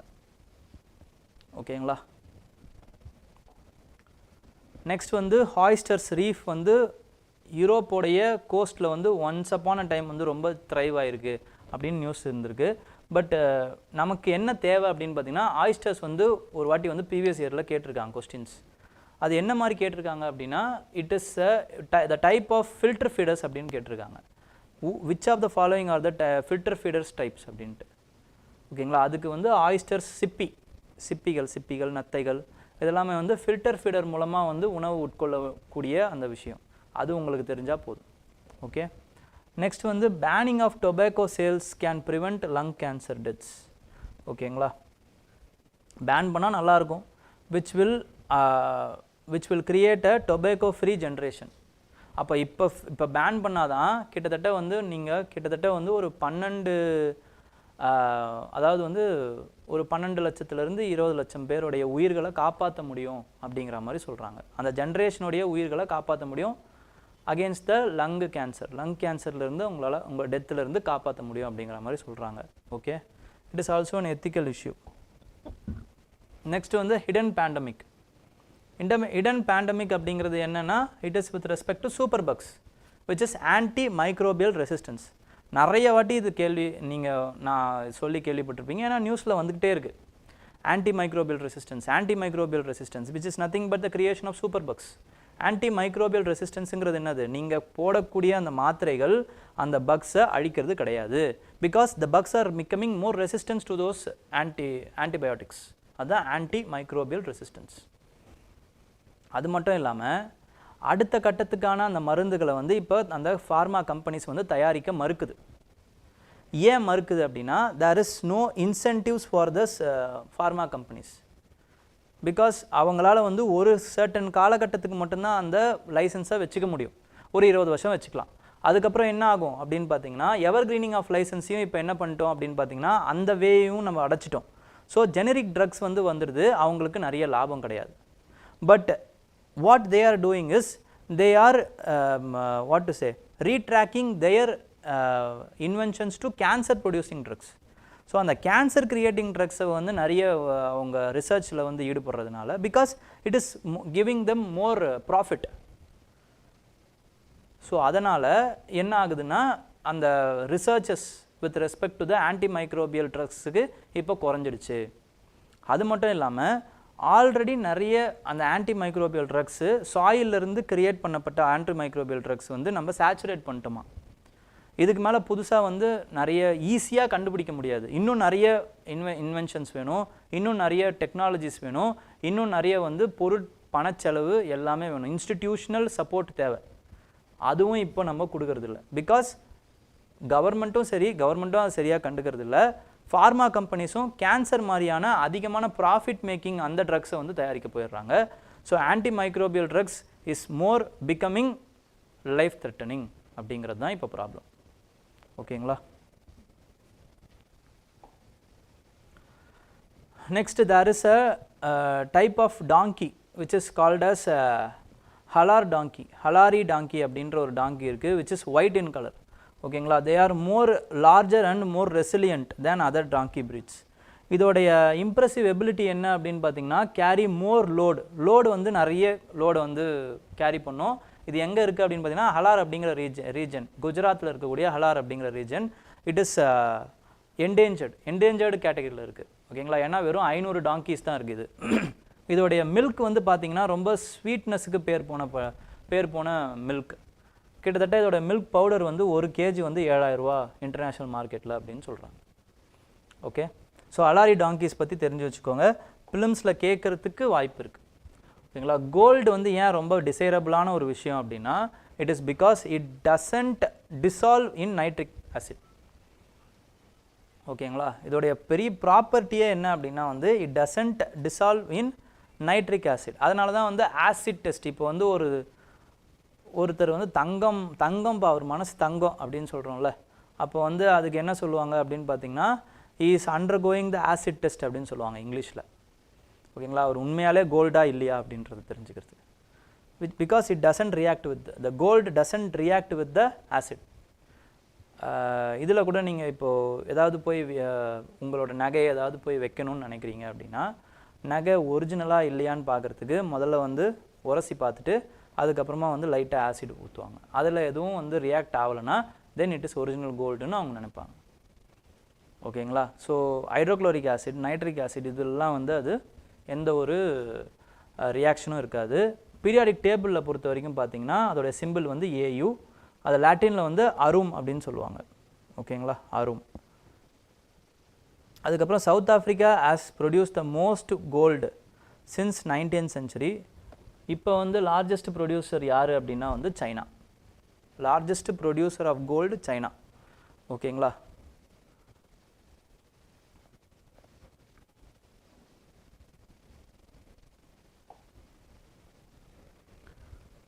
Next judiciary, legislature and have no executive authority அப்படின்னு வந்து வைஸ் பிரசிடெண்ட் அவர் வந்து சொல்லியிருக்கார். ஓகேங்களா, ஸோ ஏன்னா this concept is called as separation of power concept. ஓகேங்களா, இந்த கான்செப்ட் வந்து இன்னும் அடுத்த வாட்டி எப்போனா இன்னும் டீட்டெயில்டாக நம்ம பேசுவோம். ஓகேங்களா, ஏன்னா இது கொஞ்சம் பெரிய topic. So separation of power அப்படின்னா இப்போதைக்கு நான் என்னன்னு மட்டும் சொல்லிடுறேன். This is called as 3 branches of governments: legislature, executive and judiciary. Legislature should make law, executive should implement that law, judiciary to make sure that the law is under the constitutional principle, especially fundamental rights. ஓகேங்களா, இந்த 3 விஷயத்தையுமே வந்து 3 ஆர்கன்ஸும் பார்த்துக்கணும். ஒரு organs இன்னொரு ஆர்கன்ஸோடைய அந்த இடத்துக்குள்ளே அந்த டொமைனுக்குள்ளே போகக்கூடாது. ஓகேங்களா, this will breach the constitutional principle. ஓகேங்களா, அதை வச்சு தான் அவர் என்ன சொல்கிறாருன்னா எக்ஸிக்யூட்டிவ் வேலை, exercising of executive authority is the எக்ஸிக்யூட்டிவோட வேலை. அப்படி ஜுடிஷியல் பண்ணுச்சுன்னா என்ன அர்த்தம்? Then it is overreaching அப்படின்னு அர்த்தம். Or it is subjected to the judicial கவர்னன்ஸ்னு அர்த்தம். இதை நீங்கள் பண்ணக்கூடாது. லெஜிஸ்லேச்சரும் பண்ணக்கூடாது, ஜுடிஷியரியும் பண்ணக்கூடாது. அவர் வந்து டார்கெட் பண்ணுறது ஜுடிஷியரியை தான், பட் அந்த மட்டும் டார்கெட் பண்ணக்கூடாதுன்ட்டு லெஜிஸ்லேச்சரையும் சேர்த்துக்கிறார். ஓகே, நெக்ஸ்ட் வந்து British American trekkers rescued from ஹிமாலயாஸ்னு இருக்குது. இது பார்த்தீங்கன்னா சமோலி அப்படிங்கிற ஏரியா இருக்குது பார்த்தீங்களா, இது வந்து கார்வால் ஹிமாலயாஸில் இருக்குதுன்னு சொல்கிறாங்க. அப்போது சமோலி அப்படிங்கிறது உத்தரகாண்டில் இருக்குங்க, அது கார்வால் ஹிமாலயாஸ் அப்படின்றத சொல்கிறாங்க. அதை நீங்கள் கொஞ்சம் நோட் பண்ணிக்கோங்க. ஏன்னா கார்வால் அந்த மாதிரியான விஷயங்கள்லாம் ப்ரீவியஸ் இயரில் கேட்டிருக்காங்க. நாம்சா பர்வா கார்வால் ஹிமாலயாஸ்னு இருக்கு பாருங்கள், இது தப்பு. நாம்சா பர்வா எங்கே இருக்குது அப்படின்னு பார்த்தீங்கன்னா it is in north east. Garhwal எங்கே இருக்குது? உத்தரகாண்டில் இருக்குது. ஸோ அதனால் அது வராது. அதே மாதிரி வந்து Nanda Devi it is in Uttarakhand. Kumaon Himalayas is also உத்தரகாண்டில் குமரோன் ஹிமாலயாஸும் இருக்குது, கார்வால் ஹிமாலயாஸும் இருக்குது. கார்வால்ஸ் இப்படி இருக்கும், மேலே குமரோன் இருக்கும். ஓகேங்களா, நெக்ஸ்ட்டு நோக்ரக் வந்து it is in Meghalaya, Sikkim ஹிமாலயாஸ்னு இருக்குது, அதனால் அதுவும் தப்பு. So answer is 2. அப்போது கார்வால் அப்புறம் குமாரோன் இதெல்லாம் எங்கே இருக்குது? குமோன் ஹிமாலயாஸ் இதெல்லாம் எங்கே இருக்குது அப்படிங்கிறத பார்த்துக்கோங்க. ஓகேங்களா, நெக்ஸ்ட்டு 5 கிளாசிக்கல் லாங்குவேஜஸ் வந்து இன்னும் 5 லாங்குவேஜஸ் வந்து they have got classical language status. அது என்னென்ன 5 லாங்குவேஜஸ் அப்படின்னா மராத்தி, பெங்காலி, அசாமிஸ், பாலி, பிராகிருத். ஓகேங்களா. கிளாசிக்கல் லாங்குவேஜஸோடைய ஒரே ஒரு விஷயத்தை மட்டும் வந்து ட்ராப் பண்ணியிருக்காங்க க்ரைட்டீரியா. அது என்ன க்ரைட்டீரியானா it has to be on its own, அதாவது வந்து it has to be came from, அதாவது எந்த ஒரு இடத்துலையும் அது பாரோ பண்ணியிருக்கக்கூடாது. It should be a original literary tradition. It has to be original literary tradition without any borrowing from the other language அப்படிங்கிற அந்த க்ரைட்டீரியாவை மட்டும் ட்ராப் பண்ணிட்டாங்க. பிகாஸ் ஏன் ட்ராப் பண்ணுறாங்கன்னா வந்து இப்படி பாரோ பண்ணாங்களா, எதுலேருந்து எதை பாரோ பண்ணப்பட்டது அப்படின்னு வந்து நம்மளால் வந்து கன்க்ளூசிவாக எந்த ஒரு எவிடன்ஸும் கிடையாது அப்படிங்கிறதுனால அதை மட்டும் ட்ராப் பண்ணிவிட்டு இன்னும் ஒரு 5 லாங்குவேஜை வந்து சேர்த்துருக்காங்க. அது என்னென்னா மராத்தி, பெங்காலி, அசாமீஸ், பாலி, பிராகிருத். இந்த 5 லாங்குவேஜையும் கிளாசிக்கல் லாங்குவேஜாக சேர்த்துருக்காங்க. ஆல்ரெடி நம்மளுக்கு வந்து நிறைய கிளாசிக்கல் லாங்குவேஜஸ் இருக்குது. அது என்ன அப்படின்னு பார்த்தீங்கன்னா தமிழ், சான்ஸ்கிரிட், தெலுங்கு, மலையாளம், ஒடிசா, கன்னடா. ஓகேங்களா. நெக்ஸ்ட் வந்து தமிழ்நாடோடைய இன்ஃபேன்ட் மார்ட்டாலிட்டி ரேட் வந்து dips to 8. Okay, infant mortality rate வந்து 8 வந்து குறைஞ்சிருக்கு. It is a welcome sign. ஓகேங்களா. அப்போ இன்ஃபேன்ட் மார்ட்டாலிட்டி ரேட்னா என்ன, மெட்டர்னல் மார்ட்டாலிட்டி ரேட்னா என்னங்கிறத கொடுத்துருக்கேன். இதை ஒரே ஒரு வாட்டி படிச்சுக்கோங்க. இந்த டெஃபினிஷன் ரொம்ப ரொம்ப இம்பார்ட்டன்ட். ஏன்னா 2024 டோட்டல் ஃபெர்டிலிட்டி ரேட் பற்றி கேட்டிருக்காங்க. அதே மாதிரி வந்து இன்ஃபேன்ட் மார்ட்டாலிட்டி ரேட் பற்றி அதோட டெஃபினிஷன் கேட்கலாம், மெட்டர்னல் மார்ட்டாலிட்டியோட டெஃபினிஷன் கேட்கலாம். ஸோ அதனால் இது ஒரு வாட்டி படிச்சுக்கோங்க. ஓகேங்களா. நெக்ஸ்ட் வந்து சுப்ரீம் கோர்ட் என்ன சொல்லியிருக்காங்க அப்படின்னு பார்த்தீங்கன்னா கிரிமினல் கேசஸ் வந்து ஒரு ஜேர்னலிஸ்ட் வந்து ஒரு மீடியா பர்சன் வந்து ஒரு கவர்மெண்ட்டை கிரிட்டிசைஸ் பண்ணுறாங்க அப்படிங்கிறதுக்காகவே வந்து அவங்க மேலே வந்து எந்த ஒரு கிரிமினல் கேசஸையும் போடக்கூடாது. Because it is against the fundamental rights. Fundamental ரைட்ஸில் ரீசனபிள் ரெஸ்ட்ரிக்ஷன்ஸில் கவர்மெண்ட்டை கிரிட்டிசைஸ் பண்ணக்கூடாதுன்னு ஒரு ரீசனபிள் ரெஸ்ட்ரிக்ஷன் கிடையாது. அப்போது it should not be done like that. ஓகேங்களா. பிகாஸ் ஜேர்னலிஸ்ட்டுக்கு protection, they have been protected under the article 19(1)(a) of freedom of speech and expression. Media உடைய right to press is among the freedom of speech and expression. ஓகேங்களா. So அதனால் நீங்கள் அந்த மாதிரி பார்த்துக்கணும் அப்படிங்கிறத சொல்கிறாங்க. நெக்ஸ்ட்டு லாஸ்ட் இது என்ன அப்படின்னு பார்த்தீங்கன்னா it is with respect to நாசாவோட இமேஜ். நாசா வந்து ப்ளூட்டோவுடைய பெரிய மூன் சரோன் அப்படிங்கிற அந்த இமேஜை வந்து ரிலீஸ் பண்ணியிருக்காங்க. ஓகேங்களா. ஸோ ப்ளூட்டோவுடைய ப்ளூட்டோவுடைய மூன், சன்னுன்னே வருது, ப்ளூட்டோவுடைய மூனோட இமேஜ், அதோடைய மூனோட இமேஜ், பெரிய மூனோட இமேஜோட பேர் என்னன்னு பார்த்தீங்கன்னா சரோன். ஓகே, பெரிய மூனோட பேர் வந்து சரோன். ஓகே, அதை மட்டும் ஞாபகம் வச்சுக்கோங்க. அண்ட் தென் அதை ஜேம்ஸ் வெப் டெலஸ்கோப் மூலமாக டிடெக்ட் பண்ணும்போது கார்பன் டை ஆக்சைடு அதில் ஃப்ரோசன் ஆகிருக்கு அப்படிங்கிறத கண்டுபிடிச்சிருக்காங்க. ஓகே, ஸோ அதெல்லாம் கூட தேவையில்லை. பட் ப்ளூட்டோடைய மூன் பேர், பிக்கஸ்ட் மூனோட பேர் வந்து சரோன்னு ஞாபகம் வச்சுக்கோங்க. Okay, so that's it friends. வேறு ஏதாவது டவுட் இருந்தால் கேட்கலாம், இல்லைனா we can wind up.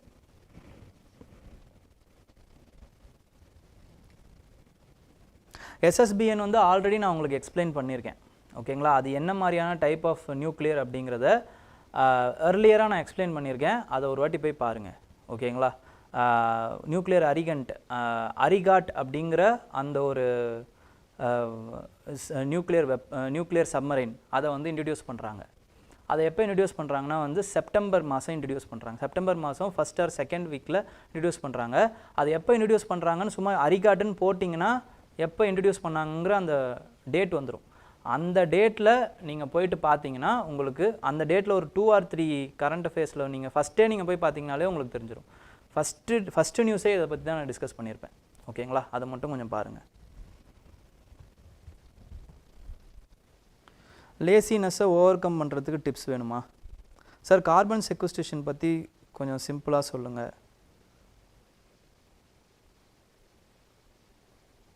Okay, லேசினஸை over come பண்ணுறது ஃபர்ஸ்ட் ஆஃப் ஆல் ப்ரொகாஸ்டினேஷன் அப்படிங்கிறது ஒரு பெரிய ப்ராப்ளம்ங்க. ஓகேங்களா. லேசினஸ் ஏன் வருது உங்களுக்கு? ஏன் வருது அப்படின்னா வந்து என்ன சொல்கிறது, இந்த ப்ராசஸே வந்து எப்படின்னு பார்த்தீங்கன்னா உடனே ரிசல்ட் கிடைக்கக்கூடிய ஒரு ப்ராசஸ் கிடையாது. இதுக்கு நம்ம over the period of time ஒரு விஷயத்தை பண்ணிக்கிட்டே இருக்கணும். அப்போது லேசினஸ் ஏன் வருது அப்படின்னு பார்த்தீங்கன்னா அந்த ஓவர் த பீரியட் ஆஃப் டைமுக்கு நமக்கு டைம் அதிகமாக இருக்குன்றதை நினைக்கிறதுனால தான் வருது. அப்போ you have to be very engaged. Engage எப்படி பண்ணலாம் அப்படின்னா you have to be committed to something. அப்போ எப்படி you have to enrol in the test batch. Test பேட்சோ இல்லைனா வந்து நீங்கள் வந்து ஒரு சரி டெஸ்ட் பேட்ச் கூட வேணாங்க, ஒரு 10 கொஸ்டின் நீங்கள் டெய்லி போடணும். நிறைய இன்ஸ்டியூட்ஸில் இப்போ என்ன பண்ணுறாங்கன்னா ஃப்ரீயாக ஒரு 10 கொஸ்டின் போடுறாங்க.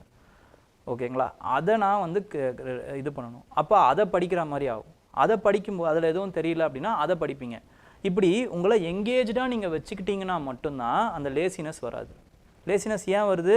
ரொம்ப நேரம் இருக்குது, ரொம்ப நாள் இருக்குது அப்படிங்கிற அந்த நினப்பு இருக்கிறதுனால தான் வருது. இப்போ எனக்கு கூட என்ன ஆகும் அப்படின்னு பார்த்தீங்கன்னா, நியூஸ் பேப்பர் படிக்கணும், நான் தான் டெய்லியும் படிக்கணும். இந்த கரண்ட் அஃபேர்ஸ் கிளாஸ் எடுக்கிறதுக்கு I should only work on those newspapers and I should only prepare these PPTs. அப்போது டெய்லி பண்ணியிருந்தா ப்ராப்ளமே கிடையாது. ஆனால் நான் என்ன பண்ணுவேன், தள்ளி தள்ளி தள்ளி தள்ளி போட்டு எப்போ வருதோ அதுக்கு முந்தின நாள் வந்து உட்காந்து பண்ணிகிட்ருப்பேன். ஓகேங்களா? ஸோ எல்லாருக்குமே இந்த ப்ராப்ளம். ஏன் இந்த மாதிரி எனக்கு தோணுச்சு? ஒரு வாரம் இருக்குது, அடுத்த ஒரு வாரம் இருக்குது எனக்கு அப்படிங்கிற அந்த எண்ணத்தினால தான் அந்த ப்ரொகாஸ்டினேஷன் பண்ணலாம் அப்படிங்கிற அந்த விஷயம் வருது. இது இல்லாமல் I have some other works கூட இருக்கலாம். But that is not the reason to procrastinate. 1000 தான் இருந்தாலும் அல்டிமேட்டாக கடைசியாக யார் தான் பண்ணணும்? இந்த ஒர்க்கை நான் தான் பண்ணணும், எனக்கு நான் மட்டும்தான் பண்ண போகிறேன், எனக்கு வேறு யாரும் ஹெல்ப் பண்ணுறதுக்கு வரப்போகிறது இல்லை. அந்த எண்ணத்துக்கு முதல்ல வாங்க. யாரும் உங்களுக்கு ஹெல்ப் பண்ண வரப்போகிறது இல்லை, நீங்கள் உங்களுக்கு மட்டும்தான் அல்டிமேட்டாக. அப்போ அந்த எண்ணத்துக்கு வந்துட்டிங்கனாலே லேசினஸ்லாம் தூக்கி தூர போட்டு உட்காந்து படிக்க ஆரம்பிச்சிருவீங்க. ஓகேங்களா?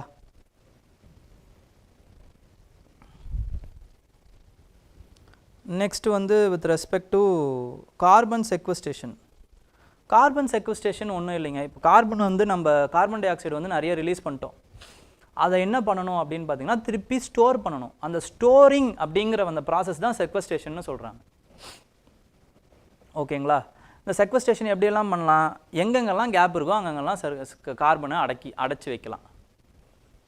ஓகே, மண்ணில் நிறைய கேப்ஸ் இருக்கா அங்கே கொஞ்சம் அடக்கி வை. அதுக்கப்புறமா வந்து தண்ணிக்குள்ளே கேப்ஸ் இருக்கா அங்கே அடக்கி வை.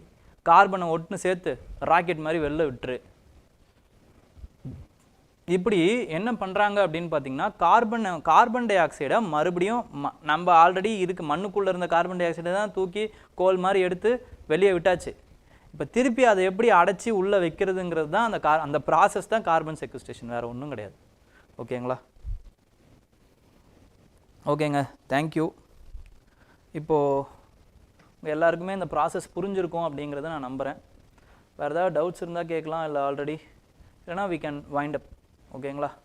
ஐ திங்க் அவ்வளோதான் நினைக்கிறேன். டவுட்ஸ் எதுவும் இல்லைன்னு நினைக்கிறேன். Thank you. Okay, all the best. ஜாலியாக இருங்க.